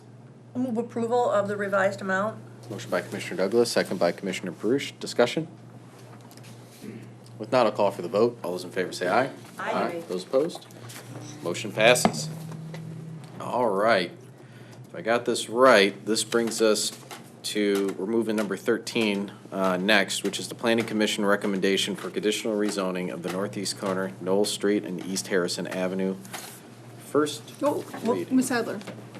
Oh, that's, we're doing, well, actually, that one, I think did you want to bring that one up top? I think I thought that said was it. at the end. I think I said it. Okay, you want to Yeah, bring, the okay. motion was, Okay, so we can do that one then, my mistake. Mr. Callahan? So, yes, back in 2017, in the last year of the sidewalk program, we went around and decided, we looked at areas that did not have sidewalks, and there's 4 properties along Glendale that do not, I'm pretty sure, Englewood? Or whatever the address was. There's 4 properties there that abut an unimproved roadway. So we own this land where a road could go through, but there's no road there. And the direction I got was somewhat vague, that they wanted to have sidewalks go through there, and it was not granted an exemption from installing sidewalks. But right around the same time we were implementing the new sidewalks, this house was torn down and a new house was proposed. And our policy is that new homes have sidewalks installed on all sides along every frontage of right-of-way. So this house is on a corner of a street that's unimproved, and we made it a requirement to put that sidewalk in because it did not get an exemption before. It would be one of 4 houses, and that would actually give us some direction on where to go with the other 3.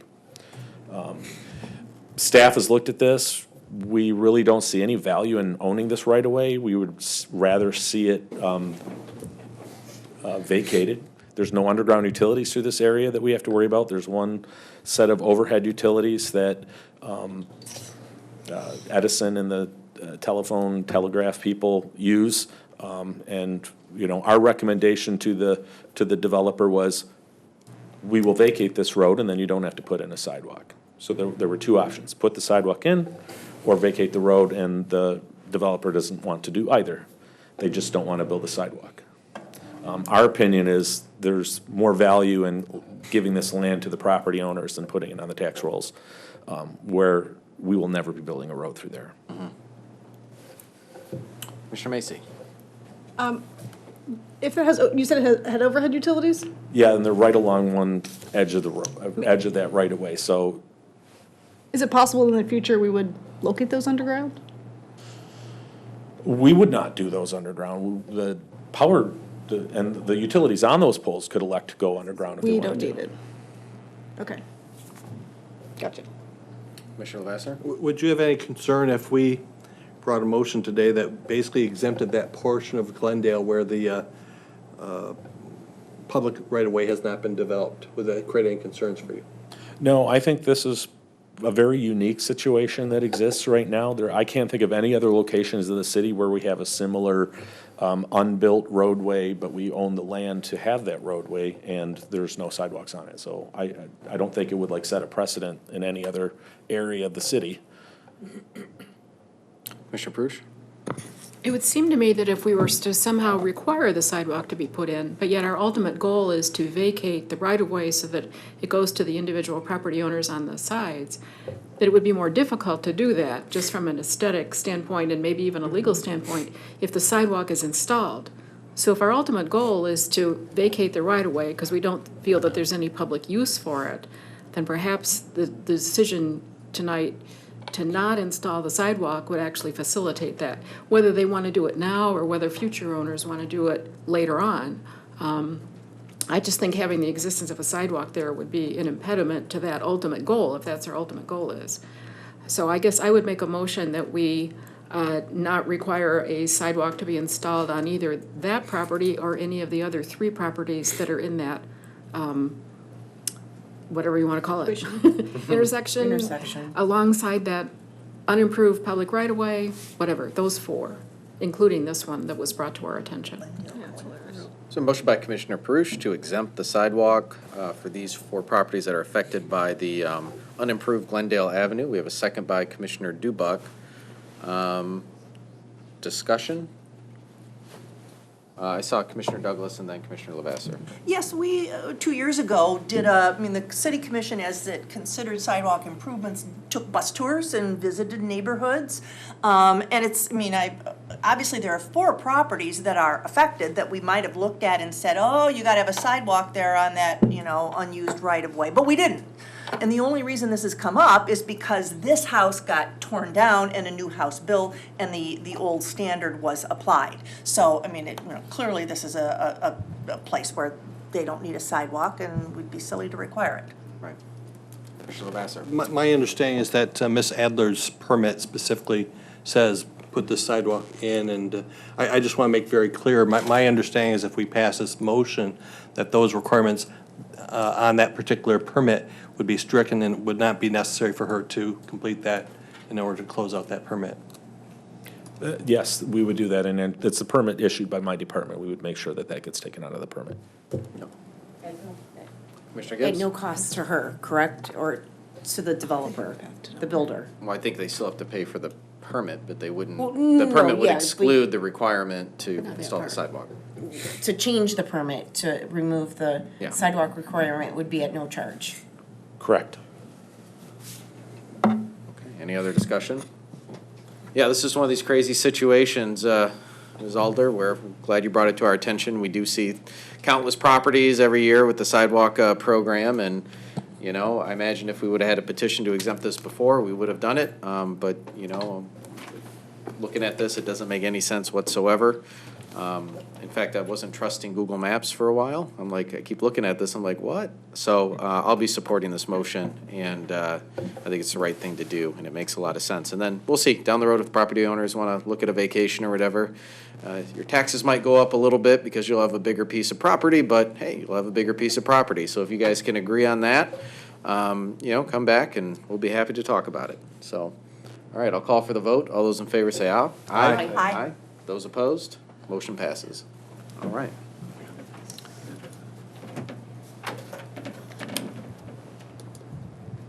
Let's see, I guess this would bring us to item number 13 now, the Planning Commission recommendation for conditional rezoning of northeast corner of Knoll Street and East Harrison Avenue.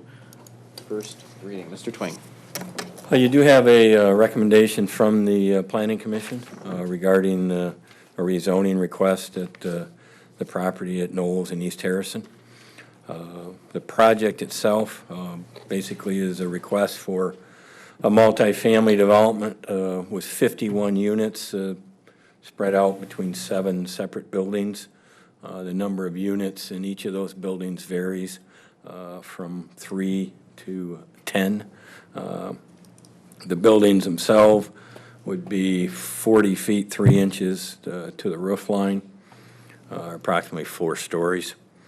The project itself has some 167 parking spaces, or basically 3.2 spots per unit. As indicated in the report, there was a request in 2017 to rezone the property to mixed use 1 by the same petitioner. That was approved for 76 units. The heights of the buildings at that time were 38 feet with some 128 parking spaces. The report or letter in front of you says that that approval is expired, but it's actually been extended or was extended twice, the last time in March of this year through January of 2020. Staff's review of this project was that it was significantly different than the previously approved project, and so we were treating them entirely as a new one rather than as a modification of that rezoning project. As I said, you do have a recommendation from the Planning Commission that's an approval with contingencies. This is a first reading of that conditional rezoning. If you pass it this evening, any modifications to the plan that are currently contingencies would be required to be done. Staff would draft a revised development agreement, conditional rezoning agreement, and then that would come back to you for a second reading and final action. Questions for Mr. Twain? Commissioner Macy. Just a question on, so you said their former plan is still good. So it says in the letter that they didn't begin in time after the development agreement was approved by the city commission, but we didn't issue any extensions. Right. The agreement says it can be extended by the city or staff, and the zoning ordinance allows the zoning administrator to extend projects. The zoning ordinance itself indicates site plans are good for a year. A lot of times it takes a developer more than a year to get their financing once it's approved and put their construction documents together. So it's fairly common practice for us to extend those documents or approvals if they're the same project and plan. If they buy them, then we run them back through an approval. As an example, the Harrison 1 went on for 4 years before it was built. So. Commissioner Dubak. So a couple of months ago, maybe, we unanimously voted directing staff to establish a policy of, kind of a community benefits policy for when developments are coming forward asking for any number of concessions from the city, whether it's a variance or zoning change or something. So what's the status on that? Is that something that's being looked into actively? Well, I think we've been talking about it. I don't have anything that we can present to you. I believe the city attorney's office was going to assist us in that as well. I don't have any outline for you at this point. So, there's some concerns I have even with existing ordinance. So, the tree ordinance that we established, I thought that we had made it pretty clear that our intent was for a developer to make every effort to preserve as many existing trees as possible. And that where that's not possible, we will allow for them to be replaced 2 to 1. What I see in this proposal is, no effort to preserve any trees at all, but really just to maximize the square footage. And that feels to me to not be in the spirit with what we were trying to accomplish with the tree ordinance. I'm wondering, was there any conversation, I'm not understanding why the entire property line's worth of trees has to be wiped out. Was that raised in your conversations at planning? Yes, we've indicated a couple of things that were revisions on this project compared to the prior one that was approved in 2017. The one in 2017 was a total scrape of the site and was prior to some of those actions occurring. Right. This plan actually has more landscaping and trees being put back into it than the prior one. That one, I believe, had one large building that was sat on the site and parking around it, as I recall. They've incorporated some of the green infrastructure the Planning Commission asked in regards to rain gardens and as part of the proposal. So they've attempted to address some things that we've pointed out to them. Obviously, saving trees where they're planning on putting buildings or paving is going to be difficult. They did look at the landscape islands. There's one in the middle of the parking lot. Whether or not that's going to, placement of some things are necessitating certain trees to be removed. So it's not my plan, but yes, it was brought up as an issue that needed to be addressed in terms of trees and stuff, so. And what's the stormwater runoff plan? Is it detention? I'd let them explain what their options are, but they are proposing to comply and have to comply with the city's stormwater ordinance. Some of that would be probably underground detention in terms of pipes and things under the surface parking area. Some of that is, as I said, the rain garden that's in the northeast corner. How that's calculated at this point, I don't know, because they haven't done their engineering plans. And they probably won't do those engineering plans if this isn't approved. So that's the next step, would be to calculate how much of each type they have in order to comply with the stormwater ordinance and ensure that the water stays on site. Well, I guess we can ask the, I think that's all I have for you. Thanks, Mr. Twing. Commissioner Douglas. Mr. Twing, how many, if this remains single-family zoning, how many lots are there? That is, how many potential single-family structures could be built? Well, I believe there were 15 lots originally, if I recall, but that doesn't mean you couldn't divide this up. And I haven't laid it out to see a maximum number there, but depending on how you wanted to configure the lots and whether or not they're deep enough to put a narrow roadway in, I haven't looked at it, so. But there are 15 lots there. I believe originally. there were 15 initially that got combined. Okay, That's the number that's sticking out to me. okay, thank you. Commissioner Macy and then Commissioner Lavasser.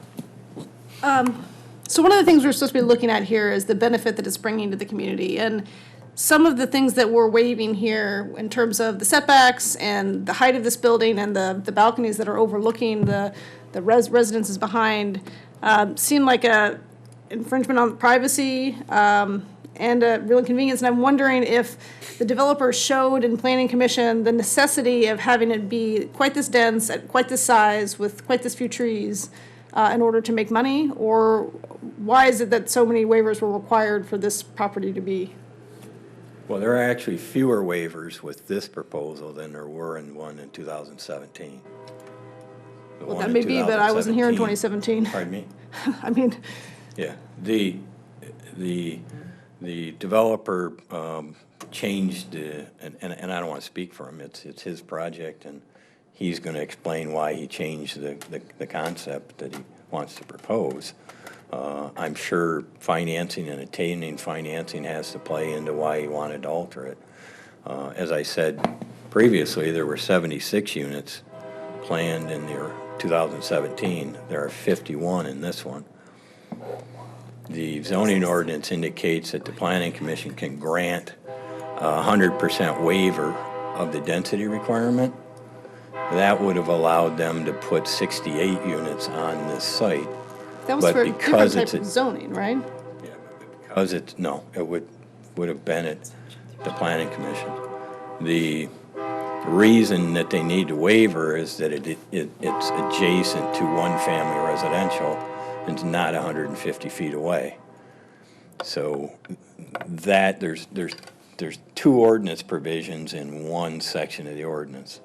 One is in regards to granting 100% above the base density given, and I believe it's in here, if you look at the size of the parcel, you could put 34, I believe it is, multifamily units on it.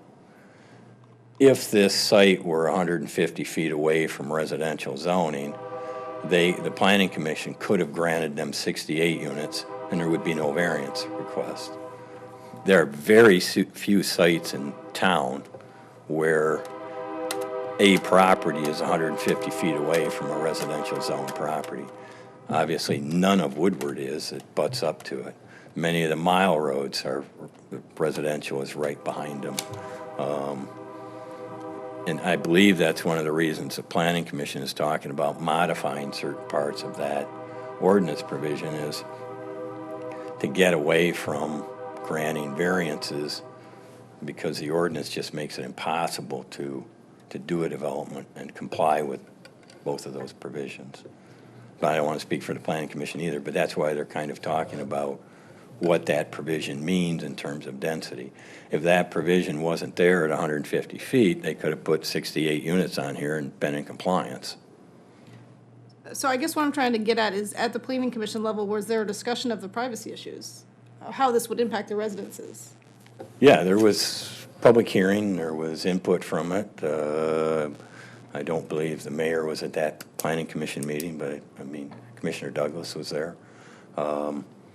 So there was discussion about the height of the project. The other provision that, in terms of height, 30 foot is a maximum height, is a requirement in most of the zoning districts that Royal Oak has when it was written back in 2001. 30 feet is the same height requirement that you can build in one-family residential. So you can build a building that tall next door to a single-family home in the zoning districts. So I believe the Planning Commission, when they're talking about raising that in non-single-family districts, is what they're looking at and why. And staff would recommend that some of those height limits be raised. We get a lot of requests for different heights. 38 feet isn't an uncommon need for a 3-story building, because you have a 12-foot first floor and 2 10-foot floors, and so you're getting to 30 feet on a commercial property pretty quick. But again, in a single-family district, a home can be built that's 30 feet high. This is 40 feet. Pardon me? This proposal is 40 feet. This proposal is 40 feet to the flat roof, yes. And then my last question is, in the master plan, the future land use of this is not multifamily. It remains single-family but medium density, according to the master plan. That's what's in the master plan, correct? Okay. Commissioner Levasseur. For some reason, I seem to recall seeing that this was 17 single-family lots, but I couldn't find it in the document. Yeah, But either way, if this were to move from single-family to mixed-use 1, that would bump it up to 34 units, but this is 51 that's being proposed, if I'm understanding correctly. That's correct. All right. And under basic mixed-use 1, there'd be that 30-foot height. That's correct. But I also understand if there was an additional setback from the neighboring lots, that could go higher, that there's some formula for that. Would you know what that formula is, and what would be needed to do a 40-foot height? I don't want to misquote it, so I'd rather not. I mean, we could try and look it up, but I don't. It's so many feet for coming back, and additional setback for going up. I believe that if you look at the staff report, the only setback issue that they don't comply with is on building 3. The rest they do comply with. All right, but that one's 7.5 feet. Normally it's 10 feet. But in order to have 10 feet, you can't go any higher than 30 feet. That's correct. And If then, you're going to 40 there's a feet, formula to go back from You're it. going to 40 feet, you have to go further back than 10 feet. So. That's correct, generally speaking. All right. And they are stepping some of the buildings back if you look at the elevations.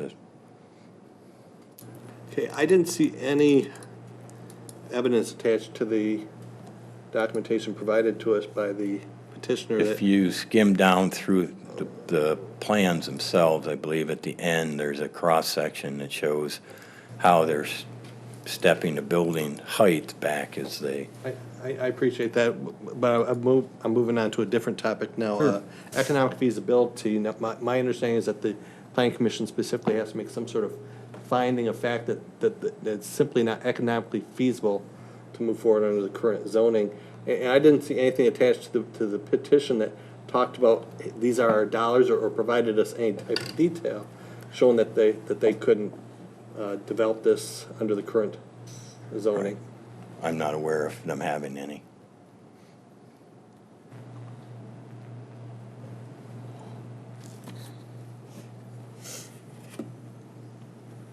Any other questions for Mr. Twing?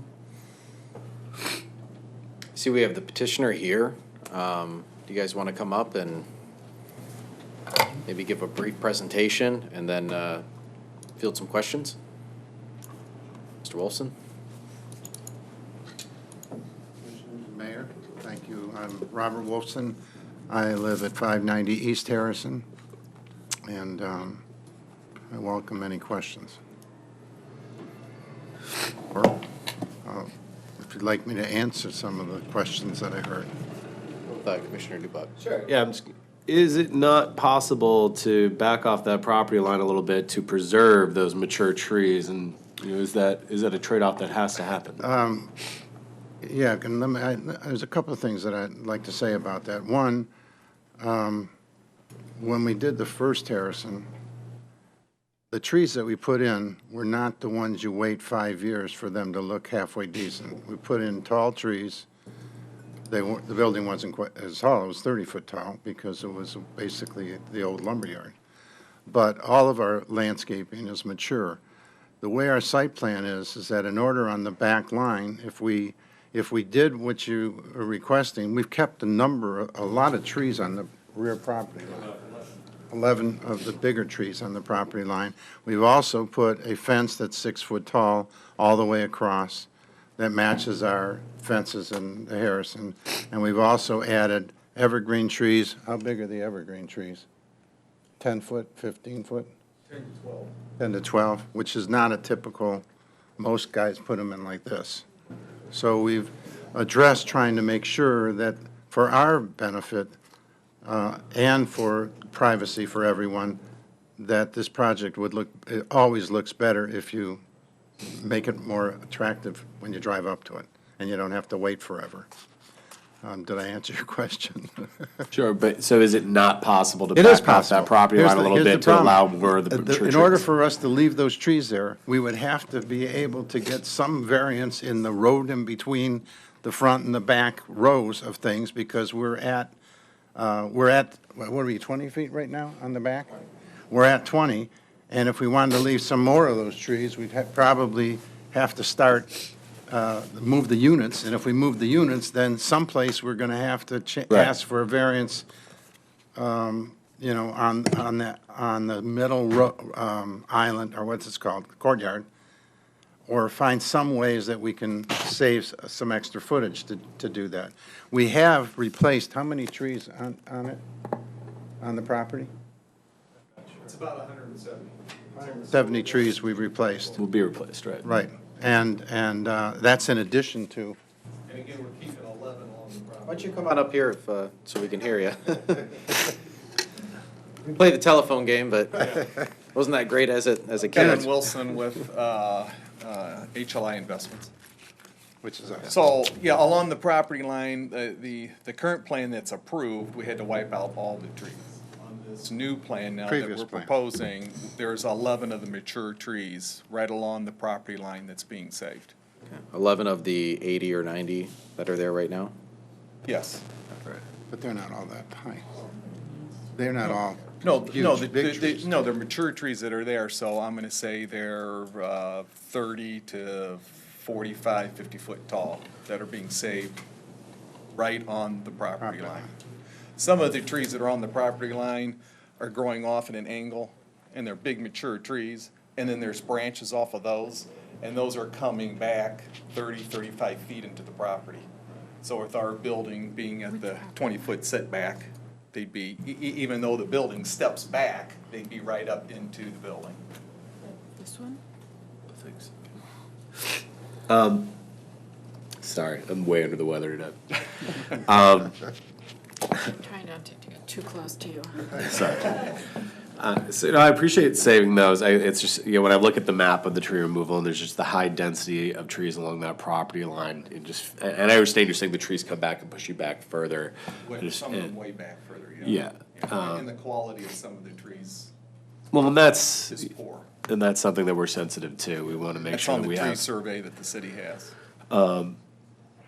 But I think you've heard over at least the last couple of years, we've been really moving to a place. And what I'm hearing from the residents is not that they're against multifamily. We're certainly not, as Commissioner Douglas has pointed out, and we've had studies that there's a need for that. But when offering variances, I want to balance this out. There was someone who raised earlier, a building we'd allowed at 11 in Main Street, as if that's comparable, right? This is much more a residential area. I did that. What's that? I did 11 in Maine, not the tall ones. Oh, no, the building's I did the development that's ones- going on right now. And the ones behind that, so they are tall and they had 0 setbacks at all. And I think we did it pretty nice. We brought a lot of people in town. Oh, absolutely, and that's the thing, I think that kind of density, like, there's, I'm supportive of that, but when we're getting really into what's much more a residential area, those offsets, the variances that will allow and the changes that will allow, I think, have to have some sort of community benefit offset, and I think I appreciate that you've made some concessions, but definitely on the trees, something we're struggling with as a city, or working, really concentrating on as a city, is stormwater management. And so I think we're going to a lot of non-permeable surfaces. An offset for me is how much of that water can be put back in the ground, not in detention, but actually back into the ground. So, bioswales, rain gardens, permeable pavers, that kind of thing. That's why we added the one bioswale. And are any of the units, built to like a senior-friendly design, zero barrier entry, that kind of thing? They have to be handicap-friendly, 2 of the units, I believe it is. What? Oh, we're also going to offer elevators, too. Okay. Because these units are basically a garage on the first floor. Second floor is a kitchen and living room and dining room. Third floor is bedrooms. And then there's a 4th floor, which is a master suite that has a terrace. And the building steps back from the garage 7 feet to the living room floor, so they go out to that terrace. Then it goes up again, and then it steps back another 7 feet. So by the time you see the difference from the top, we're probably back 40 feet rather than the 20 feet. I think 37. 37 feet. 37 feet. So we for the tried top to floor. address it so that it was, first of all, much better appearance by just having a straight-up building, by doing that. And, that's kind of why we've done it that way. So it's not really for handicapped people, for seniors. I believe it's more of a market that, and why we chose to do it, if you're questioning why we chose to change. One, there's about 700 apartments being built in this market, which I believe is more than are necessary, but it is what it is at this point. Our project before was going to be another 76 units. Of apartments. Of apartments. Right. And so we've dropped it down we're 50% reduced from the 76 to the 51. But I think one of the key issues is that we have taken Main Street building, which is 4 stories and 40,000 square feet, and just dropped it into the middle of that site. And now we've decided from the old plan to take it out at 40,000 square feet of mass. Right. So, The other building was about 125, 130,000 square feet. Right. That's approved right now. These buildings are down to about 86,000 square feet. And of course, obviously, the traffic and the traffic congestion is cut in half from the one that's approved right now. Right. how open are you to continuing to work with us and, to address some of the resident concerns and to get to, some of the priorities that we really want to see in developments where we are making, real concessions to allow these Positively, things to we're happen? very open to that. I would suggest that we do something like that. There are a few things I'd like to say, and then say, we welcome that opportunity to get a hold of everybody so that they understand what we're doing, or so that we can figure out how to make everybody happy. But I would like to mention a couple of things, I'm done with my questions. Thanks. if I can. One, economically, it makes no sense anymore when you're paying so much for land you can't make the numbers work. That's why the rents are so high in Royal Oak now for new projects. It's impossible to make the numbers work. We tried to get a HUD mortgage on that first project. Mayor, could he move closer to the microphone? Oh, yeah, I'm sorry. We tried to get a HUD mortgage on the first property, and it requires Davis-Bacon Act, which is basically union labor, which increased the prices by $2 or $3 million. By the time we got done with the cost of construction and the smaller amount of labor out there today, and most of it going downtown, our costs were up to a number that we could not get a mortgage on it. So I decided that rather than there was no way to tweak it to get it down, but I thought that a good mix would be to do some condominiums, because you can't really buy a new house in Royal Oak, a new one, it's about $675,000 to $700,000 today, because the lots to tear a house down are $200,000. And if you build a 2,800 square foot house, it's another $350,000. You're at $625,000 before you even put it up for sale. So that's kind of eliminated, and that's why I felt that if we built some condos, we can get people to get an opportunity to own something, back up to some residential, but be ownership, and wind up where they can get into our project at a very reasonable price, especially because of the tax advantages or the deductions of interest and everything else on a mortgage. And that was the reason for doing it. The other thing I wanted to mention is that when I came in 13 years ago, I've lived here 10 out of the 13 years. We're not big players.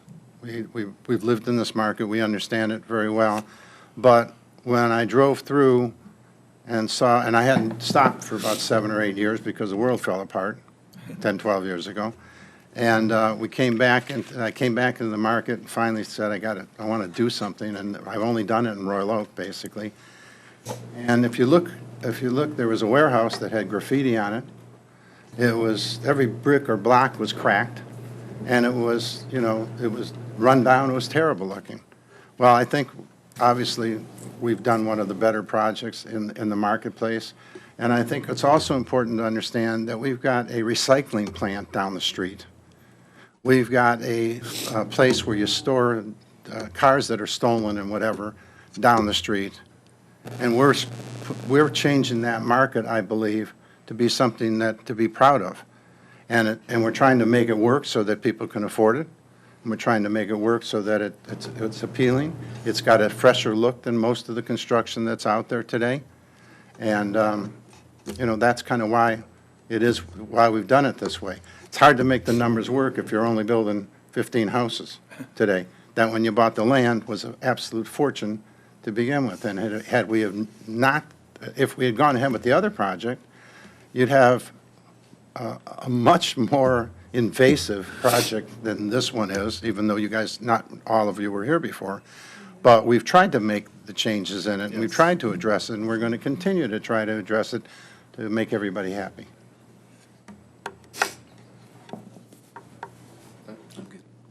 I think I had Commissioner Macy next. No? No? Did I? Okay. So it got answered. Any other questions for the petitioner?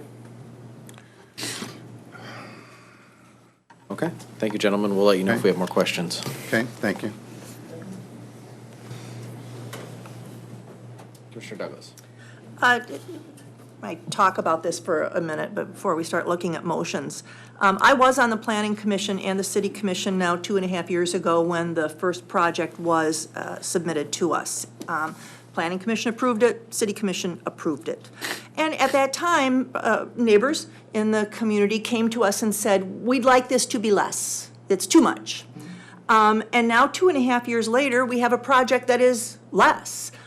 substantially fewer units, parking that is contained inside the property, properties that are owned rather than having renters. We've got ownership opportunities here, people who are going to come into this neighborhood and buy a house in this neighborhood. So, and the original, I think the original proposal was 36 feet for the apartment building, so now we're at 40 feet, which, sorry? It was 38. Okay, so now we're only 2 feet higher than the proposal that we, the commission, approved 2.5 years ago. I mean, I think they've made a major effort to scale the project down in a way that is beneficial to the community. As we've learned, there are potentially 15 single-family lots on that property, and if it were economically feasible, as he describes, those houses would be, I expect, 30 feet tall. They would max out the property because that's what we see everywhere else in infill development in the city. They'd have 10-foot side lots. And in fact, people in the second-story rooms of those houses would be looking into the second-story rooms of adjacent houses. So, you know, there's always a privacy concern, but I don't know that the alternative is any better than what is proposed here today. The Planning Commission is, as Mr. Twing has said, contemplating some comprehensive changes in our zoning ordinance when it comes to multifamily, addressing some of the conditions in the current zoning ordinance which are outdated and not consistent with contemporary development practices. And we are also talking about community benefits. That is, if someone wants something special, if they want a waiver, they need to do something, you know, more beneficial to the community. And I think that's a great idea, but I don't know that that's something that we can back into. That is, a developer that's already developed a plan and brought it to us. It's kind of not fair for them to have had the list of options or benefits that we would like to see. And so, you know, this is something that will affect future developments, but I'm not inclined to penalize a developer who's been working on this site for more than 2.5 years without that information. When it comes to trees, I will remind people that if we built 15 single-family homes, or any single-family homes, single-family homes have no tree requirements. If you're developing a single-family lot, you can come in and take down every tree on the property with no requirement that you replace it.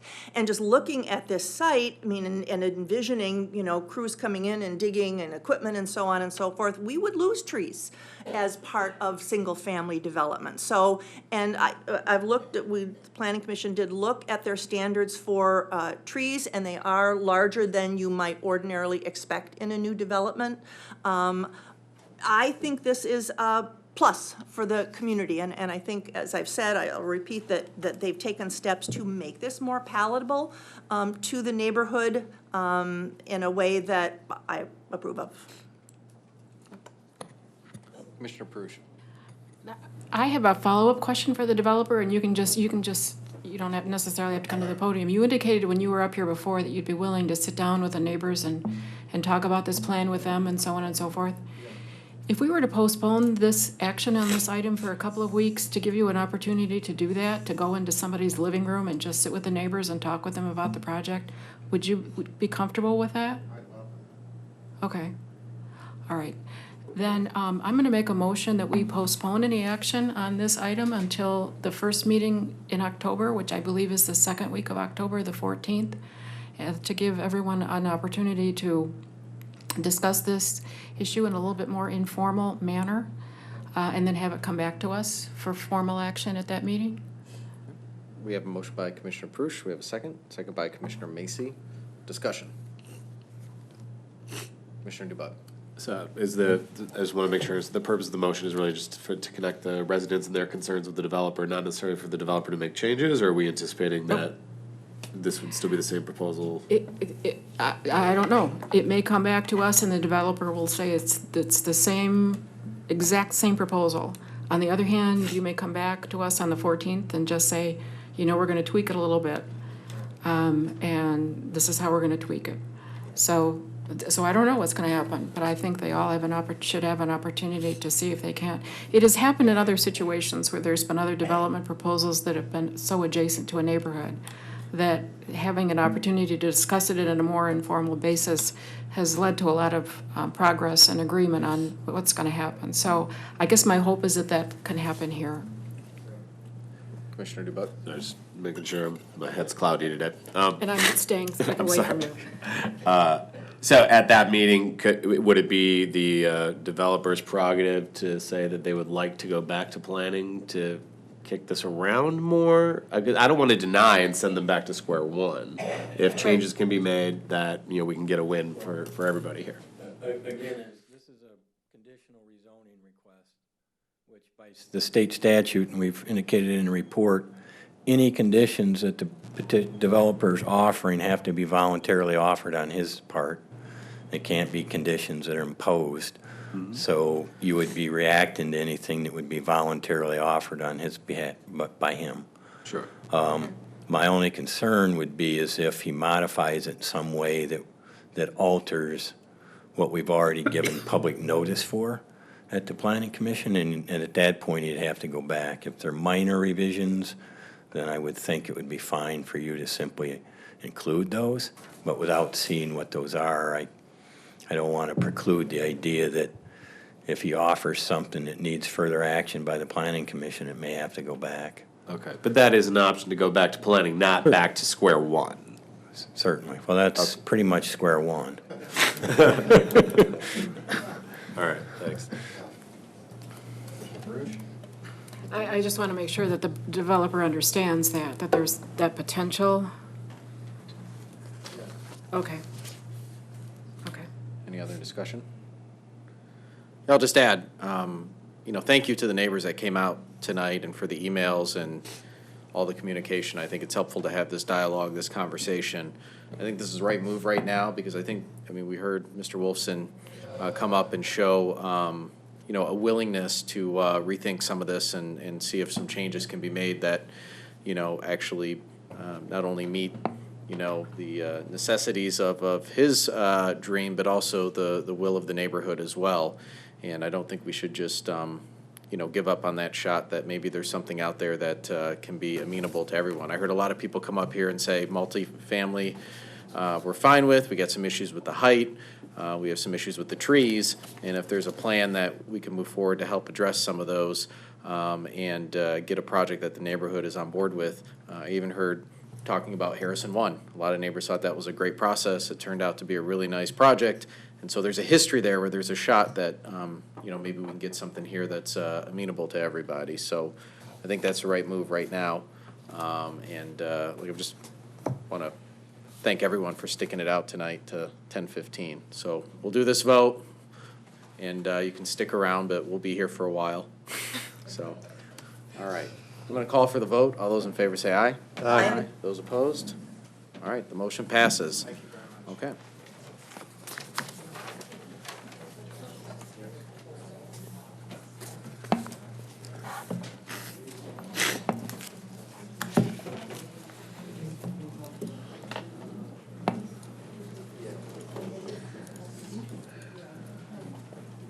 Well, I only have an electronic agenda here, so it's going to take me a second.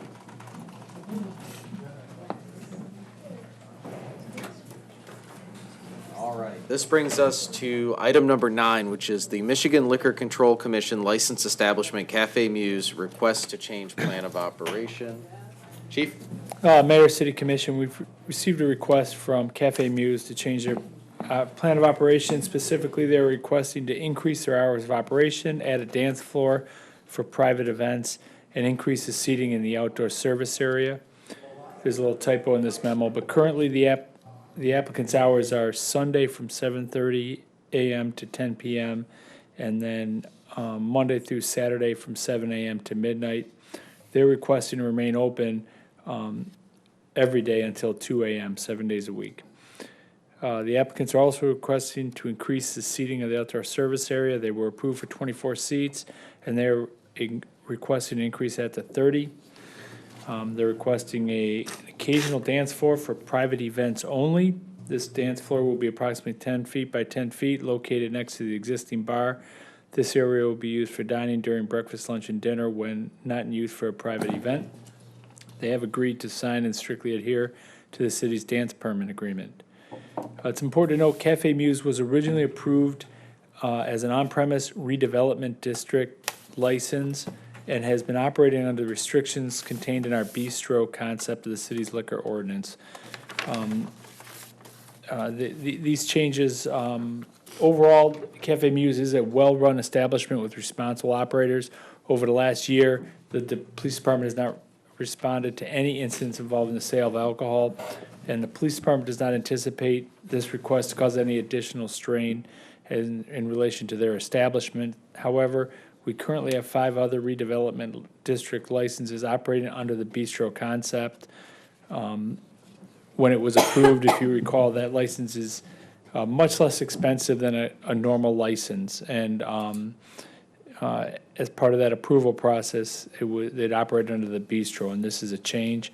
The other 5, I believe, are listed are Luigi's, Iron Horse, Sake Sushi, and 2 others that are going to come to me in a minute. But Pizzeria Viga. It's in the list. Smoky Cigars. That sounds right. okay, Forgot the pizza and cigars. that's All right.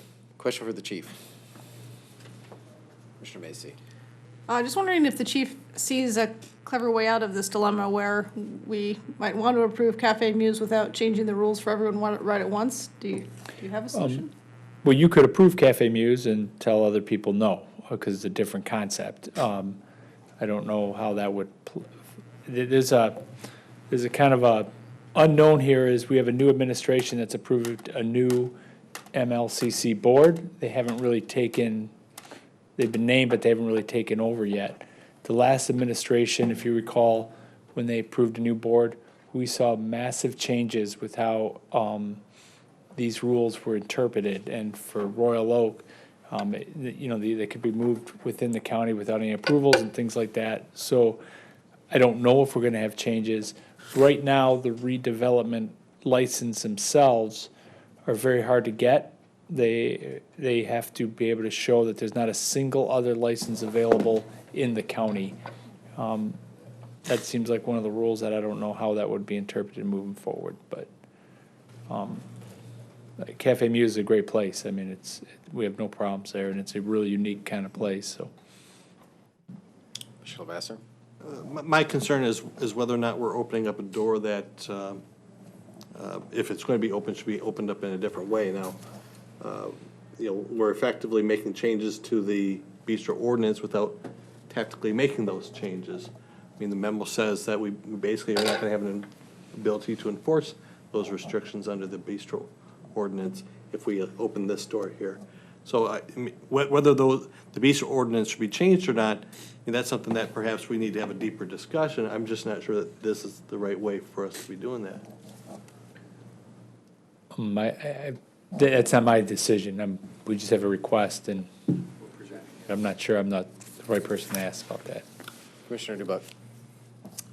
I mean, I don't have issues with this. I mean, Cafe Muse is a gem in the city, and, letting them do what they need to do to continue to grow and expand their business and succeed and compete is fine by me. And I think we've seen great success pursuing that, especially with, known very good actors in the city.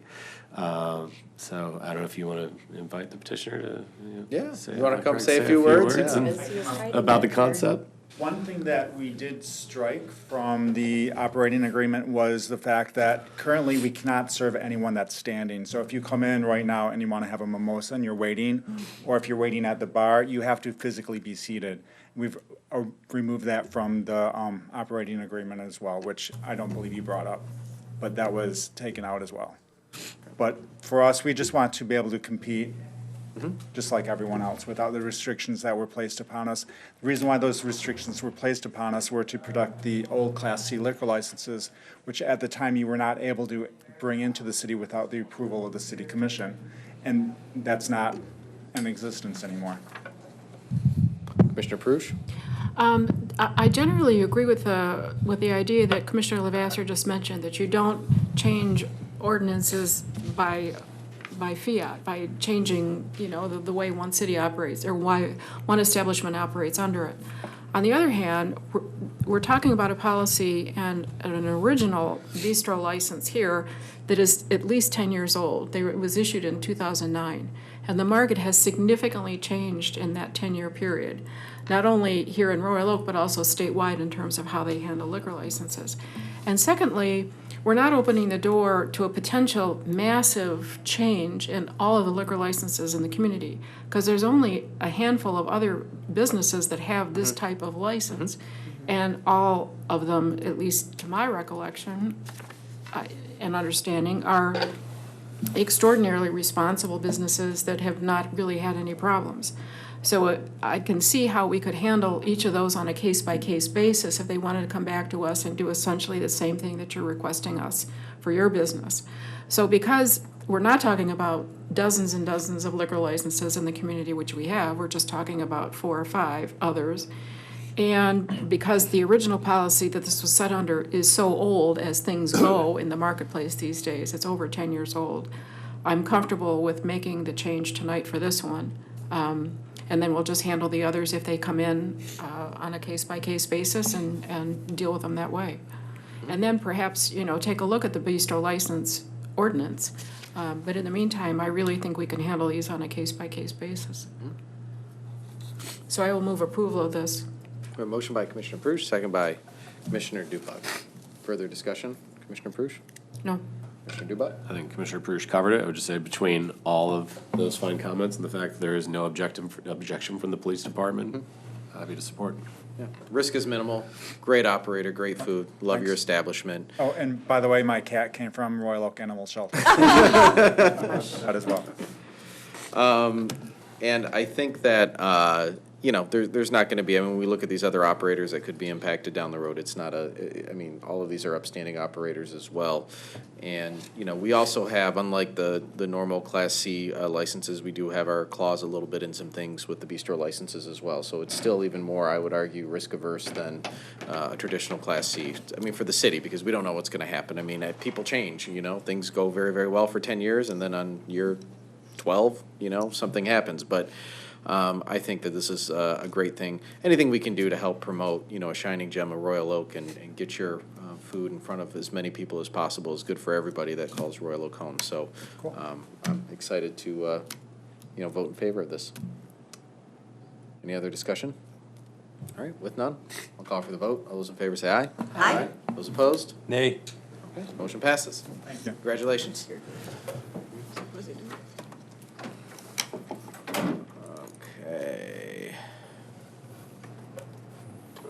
That brings us to item number 10, which is the guaranteed maximum price amendment Civic Center construction management contract. Thank you, Mr. Mayor. Members of the City Commission.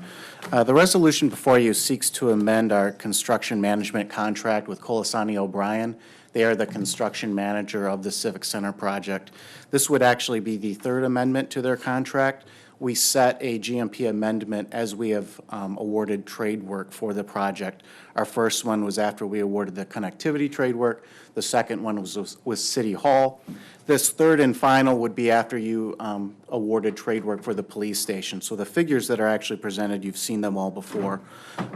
What's worth pointing out is our GMP cost has come in less, about $837,000 less than what we had originally budgeted for this project. As we have awarded trade work and as we've done these GMP amendments, we've invited Plant Moran Cressa to walk us through the latest update of the budget presentation. With that, we have Mr. Chris Becker from Plant Moran Cressa. We can hold questions until after the presentation, or I can address any that you may have right now. Welcome, Mr. Becker. Good to see you again. Thank you. Thank you. Appreciate it, Mayor and Commissioners, for allowing Plant Moran Cressa to provide this presentation again. And I'll move right into it. We kept our presentation very similar to one that we provided in May, so it's familiar information. But really on the first or the second slide, should I say, we go through program scope and schedule overview. On the parking structure, I think we all know it opened on time, June 1st. We did just complete the last bit of construction on it where we put the 11-mile traffic light, which is now fully functioning. So all the construction on that, on the new parking deck is complete. We're anticipating a closeout on that project coming up very shortly, probably by the end of next month, where we can financially close. Right now, when I get into the cost, we'll show where we're at. But things have gone very well on the parking deck. Really move into one, we put some information out there for the Henry Ford outpatient facility, really anticipating a September of next year completion of that project. And obviously, it's a Bogie project with Clark, but we've been watching it very close and how they're doing. Next, really moving into the park and streetscape, which is also the connectivity project. One of the things we're looking at is really demoing the existing, this building, the City Hall and the police station, somewhere in the neighborhood of August of next year. That will be after we're moved into the City Hall building and then we move into the police station building. We have abatement to do in here. We have a few things to take care of. The nice thing is we can do abatement in the City Hall while the police station of this facility is still occupied. And then when we move into the police station, then we can abate that and then tear the whole thing down at one time. Looking to do that and be complete by August of next year. They complete the streetscape after that. Once we're done demoing the building, then we have 3rd Street. We have the streetscape, which is really the sidewalks and plantings that are already in the scope of work for the streetscape connectivity scope of work. So we're looking October. That's the end of that planning season next year. And then the park really can start right after that, as soon as we're done with that streetscape work. And, obviously we'll have the park work bid out and awarded by that time. Looking right now for a completion of the park somewhere in August of 2021. Moving on to City Hall, things are going very well, as you can see on a daily basis. We've got the exterior skin going on that building, and we're looking to move into the facility next May, which means we're completing the building right around the end of April, 1st of May. Then we move in, and then when I say occupy the building, we see everyone moving into the building and using it starting in June, possibly sooner. Then moving on to the police station. Things are also going well there. You've seen we've gone vertical lately. And so steel's going up, construction's going as we anticipate. Again, we're looking to move into that facility about July of next year and then occupy and utilize the facility in August. One of the things I do want to note to you on the police station specifically is our costs and schedule are a bit tied to the tower being in place by roughly June of next year, because we need the tower to be able to take all the police station signals back over to the new police station. So that's just one item that is a little bit outside of what we look at here. Any questions on that first page? Mr. Paruch? When you talk about the abatement schedule for both the City Hall building and the police station, and they're done at different times, but the buildings are connected, there are some, I believe, City Hall offices that are actually in the police station building itself. I'm assuming you all understand that, and that, that can be worked around with the abatement schedule? Yeah, we wouldn't abate anything in the police station part of the building until the police station portion's abandoned. We also know there's some technology areas that are in City Hall that will have to stay until the police station's done. So we're putting a plan together that we can abate what's unoccupied and can be isolated. And that's how we'll go about it. And it's really, it will help us in cost and schedule on how we can go through the building systematically. But, well, we wouldn't do anything in the police station. Any city offices that are in the police station currently, we wouldn't abate any of those until the police station's Okay. unoccupied. And when you mention the word abatement, what are you abating? I can guess, but. Well, it would be asbestos and lead. Okay. And this, the age of this building, we already know there are those items in the building. Sure, okay, thank you. You're welcome. We'll go with Commissioner Lavasser.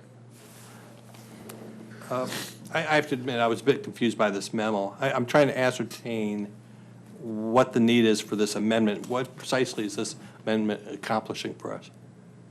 Well, the amendment is putting a guaranteed maximum price on all the work. It's something that we bid out originally, but it's putting a guaranteed maximum price work on the total of the connectivity work, the city hall work, and the police station work. Do we already have guaranteed maximum price on those matters? We have amendments on those two other projects, and what this does is it solidifies the entire set of projects into one GMP. Okay, but the question is how is that number changing? What we don't have is side by side. This is what it is right now versus this is what it's going to be. At least I'm not seeing it in there. I would say if there's a spreadsheet that's attached to the amendment, and that identifies each separate project as you guys awarded it, and we gave you GMPs for it. And that spreadsheet shows you the difference in all the specific projects. Are you able to point to the specific page of the PDF? Let me see if I can.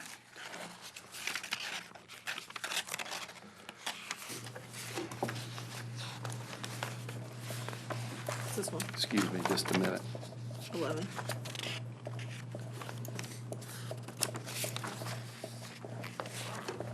We found it. Got to get the glasses out now. Fine print's too small. We found it. It's page 11. Yeah. Of the PDF.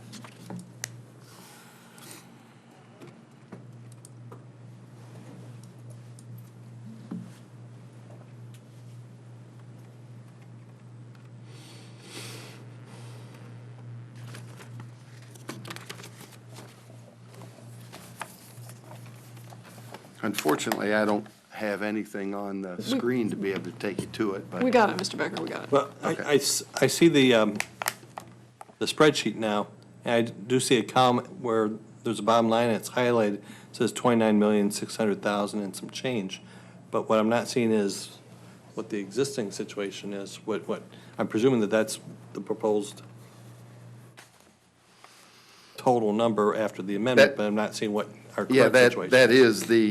That is the total number for all three jobs of the 29,600, and that's after we take the $248,000 credit that Colasani gave us by awarding all the work to them. But individually, if you went down, and my sheet seems smaller, I'm going to go to another one.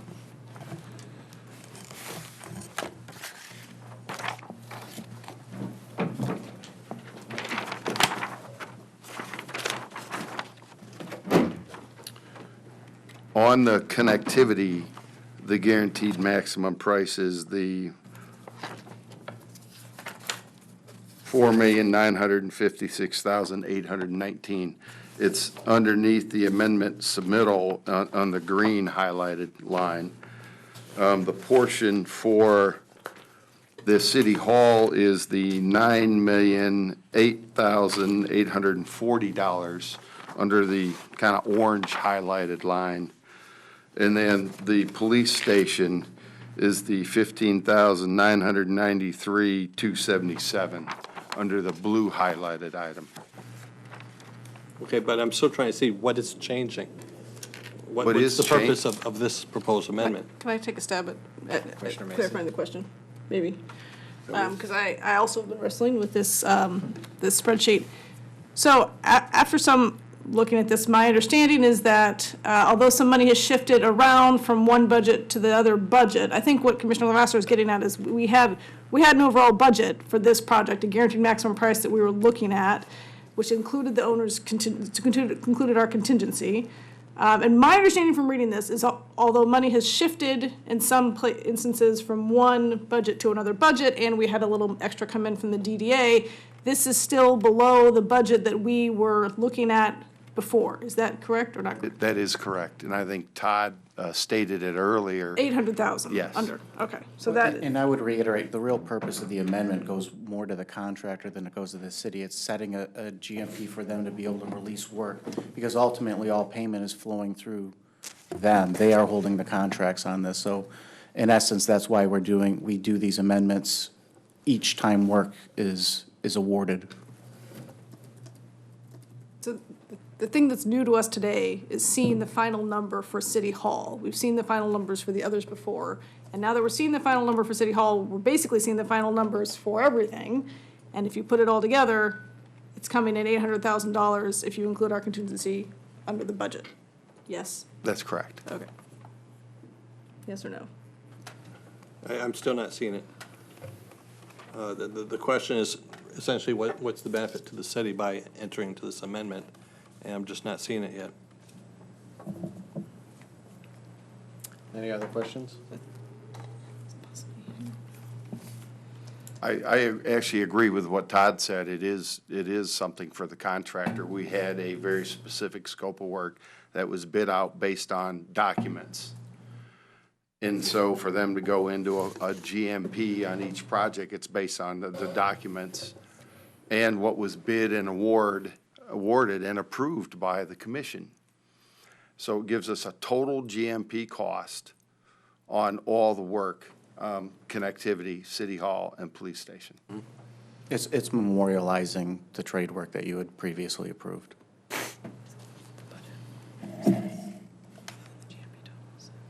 right. Mr. Becker, you can continue. Okay. All right, I'm going to move on to the next page in the slide presentation, which is the cost of the parking deck. And what we have there really is, as we're closing out on the project, our total overall look on this project is we're at $88,215,000 left. We can call them contingency dollars, but that's money that would be coming back to the city of Royal Oak for the overall cost on the project. Now, we're actually anticipating a little more than that, but we can't project that right now until we get the final dollars from Colasani for their work. But we know at least $88,215 are coming back to the city. Now, we realize that's revenue bond, so it can't be utilized on the other projects.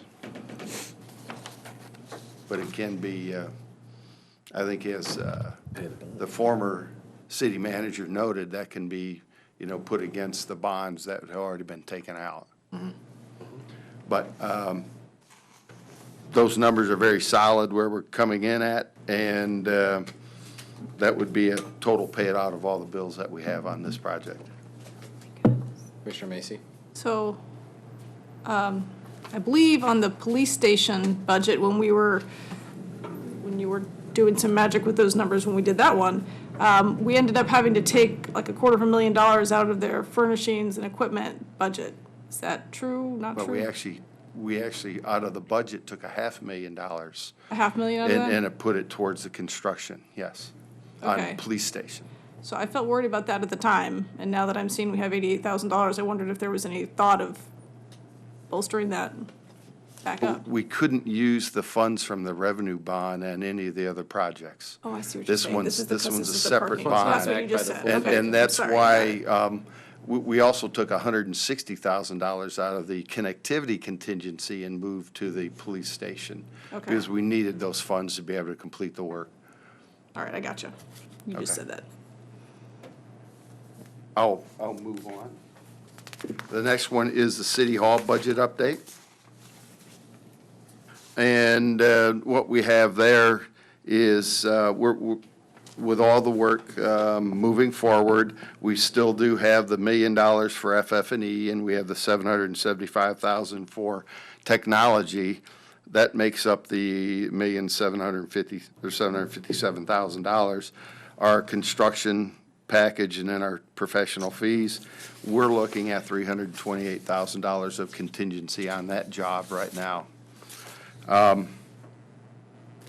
On budget, on time, the numbers are coming in good. We don't feel that'll be a savings at this time because we still have a lot of risk items that we're dealing with underground and moving forward, but we feel very comfortable with how we are budget-wise on the City Hall project. Moving on to the park and streetscape. A couple of pointers there is we still have that park work for $3,902,000, and we still have the $500,000 for the FF&E for the park. And then we had some professional fees that made up the full $5 million that are set aside for the park. And again, we moved $160,000 out of this budget this last spring so that we could help fund the police station, and yet we still have $310,242 left in contingency on that project. As time comes up this next spring, that's when we'll be getting back into the ground on connectivity. Again, we feel very comfortable with the budget that we have on this project. We're on time and under budget. Moving on to the police station.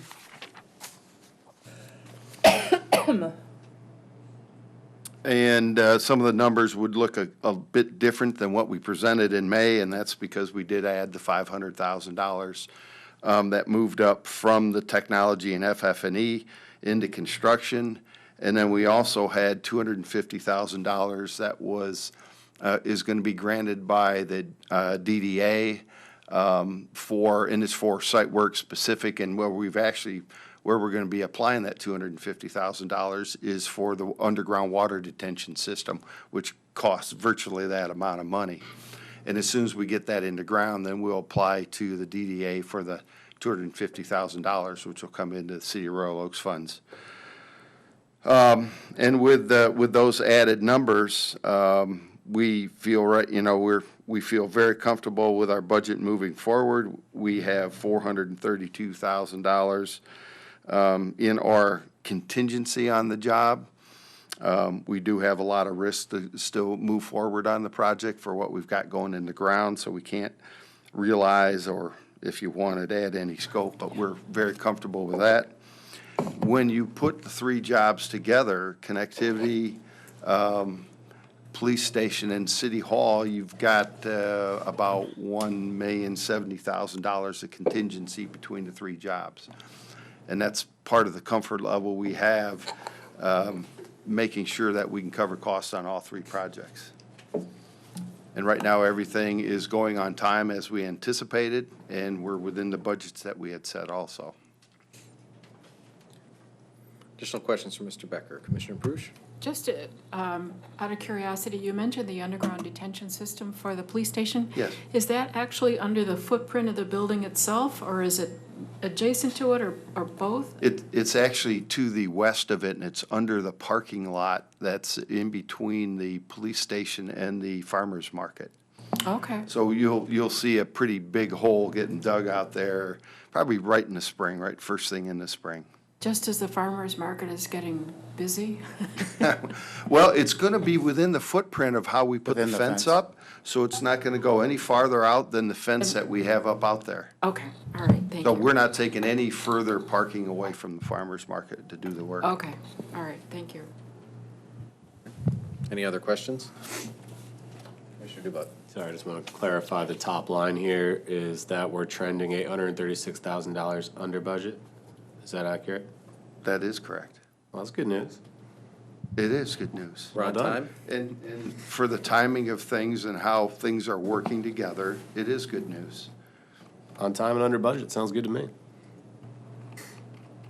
Commissioner Macy. I'm going to piggyback on Commissioner Paruch's question. So if City Hall is going to be move-in ready on May 2020, when will the City Hall parking lot be parking lot ready? Same time. Same time, May Yeah, 2020? when we turn over the projects, everything's done. All the parking, landscaping, it would all be ready to go. Okay, so I was sort of hoping it would be done slightly sooner, but it's all the same timeline, because there's no finishings really for a parking lot.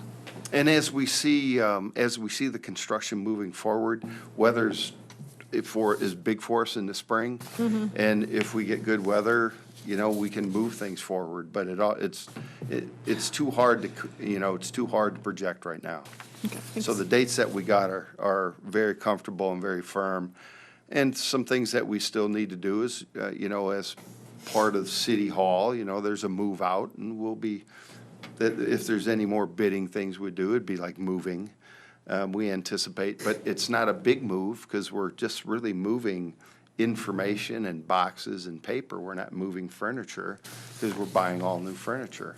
So the furniture actually would go with the demo of the building or how City of Royal Oak wants the furniture to be reckoned with.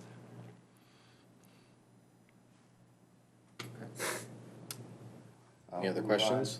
It's not quite the last slide, but really where we're at is about 60% complete. After this month, we'll look at the dollar figures on what we spent. Some people say 60% seems really high, but it's really not when the most expensive project you have out here is 100% complete, which is the parking deck. But we're moving good and really in the cash flow that we anticipated on the project. So it's nice to see that.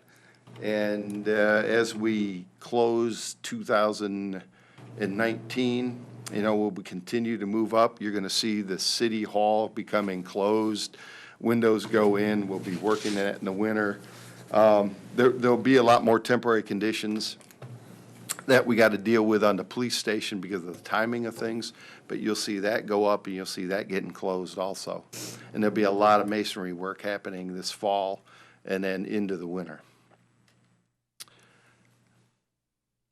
Really from that point is, final thoughts, it really gets down to it's on budget and we're on time for when we were released to be able to do the work. And we anticipate being able to occupy these buildings in 2020, mid-2020, and move forward. I want to reiterate that one last thing again is the tower is the key to being able to open the police station now. And I know so there's some things happening there that, that will be important for that July occupancy of the police station. Any questions? Any further questions? Commissioner Macy. How long does that tower take to build? Oh, I'm gonna go with probably 4 to 5 months. Okay. They start now, or in the near future. We're good to go in the spring. We really need that tower up and functional. May, June of next year, so that when we occupy the police station in July, and then you can start up in August. So we've got time right now, but not much. Right, okay, thank you. Any other questions? Okay. Commissioner Paruch? I'll move approval of the I can't talk, it's too late. I will move approval of the resolution. Okay, a motion by Commissioner Paruch, second by Commissioner Douglas. Discussion? All right, with that, I'll call for the vote. All those in favor say aye. Aye. Those opposed? Nay. Okay. Thank you Mr. very Becker. much. Thank you, Mr. Fenton. Thank you.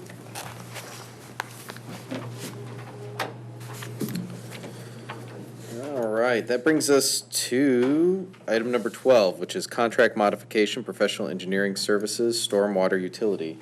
Mr. Callahan? Yes, good evening, Mayor and Commissioners. OHM has been working hard for us on the stormwater utility proposal since roughly July of last year. They are reaching the end of the funds that we, in their initial proposal. They have an attached proposal here to show what they would expect to spend on certain tasks. There's 3 tasks in their proposal. Project management, coordination, the database, working with the database and making sure, because we changed our methodology on this after a lot of discussion, and then the public relations assistant, which is a big portion of rolling this out that staff can't do on their own. So they're asking, their proposals for $44,200. That should get us through mid-2020. We've discussed, and we have a lot of tasks to do on this proposal yet to implement a stormwater utility. And not all of it is done by OHM. A lot of it's being done by staff. And we have created a timeline after the work session from the other night of all the different things we want to accomplish before and including implementing that. And right now we're shooting for April of next year. That's our tentative safe timeframe to implement this. So to have and continue to work with OHM to that date, this is their proposal to, for them to continue to work for us. Questions for Mr. Callahan? Mr. Macy? So when we had our stormwater meeting last week, it seemed like we were pretty much done. We asked the question, like, when are we ready to implement this? And the answer is, right away. Like, we've done all the background work, we've done all the legwork, we've figured things out, and we know what our numbers are, we know what we can do from here on. So I guess I'm surprised and somewhat skeptical to see another year-long addition to this contract. You just said let's get it started in April, and it just seems to me that I don't know that we need another year of these services. Not knocking them. They've done a great job, and I'm very pleased with their work. I thought the presentation was great. I think they've done a really, really good work for us. I understand that part of this is money that I think we already owe them. They basically have done $12,000 worth of work that we... Yes. And so I understand that, and I understand maybe some additional public relations assistance. I find the total, both the dollar amount and the length of time, to be out of sync with my understanding of what remains to be done. But I hear you're saying that Yes. this is a lot of staff time too, and I don't certainly want to put like an incredible burden on staff. So I guess I'm. We came up with quite a list of tasks that have to be completed in order to implement this. I came up with 10 on my own. And we have other people that attended the meeting, and there's a very large group of staff that are involved on our side of the table to get this thing rolling, from the Treasurer's Department to the Manager's Department to Public Relations and Judy Davidson. And, in order for us, if you wanted to implement this as soon as possible in January, we would have to start and have all those other things that are on our list of things to do ready to go now, to get it out to the public, to start informing them that this is going to take place in January, because there's 3-4 times a year that we can do this, and one would be like January 1st, and the other one would be April 1st, and then and such at the quarters.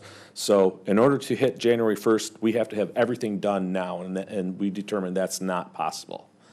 So we can't possibly get it done for January, and do this the right way to make sure that the public's informed, and have our websites ready to go, because those notices will be in their next water bill, essentially. So we feel that, we would be doing the public a disservice if we tried to hit this right away. We just don't have all the information ready, and the talking points and the informational brochures and the websites ready and things like that. So we just want to do the best job possible, and we don't want to embarrass ourselves by doing something improperly. Commissioner Dubug.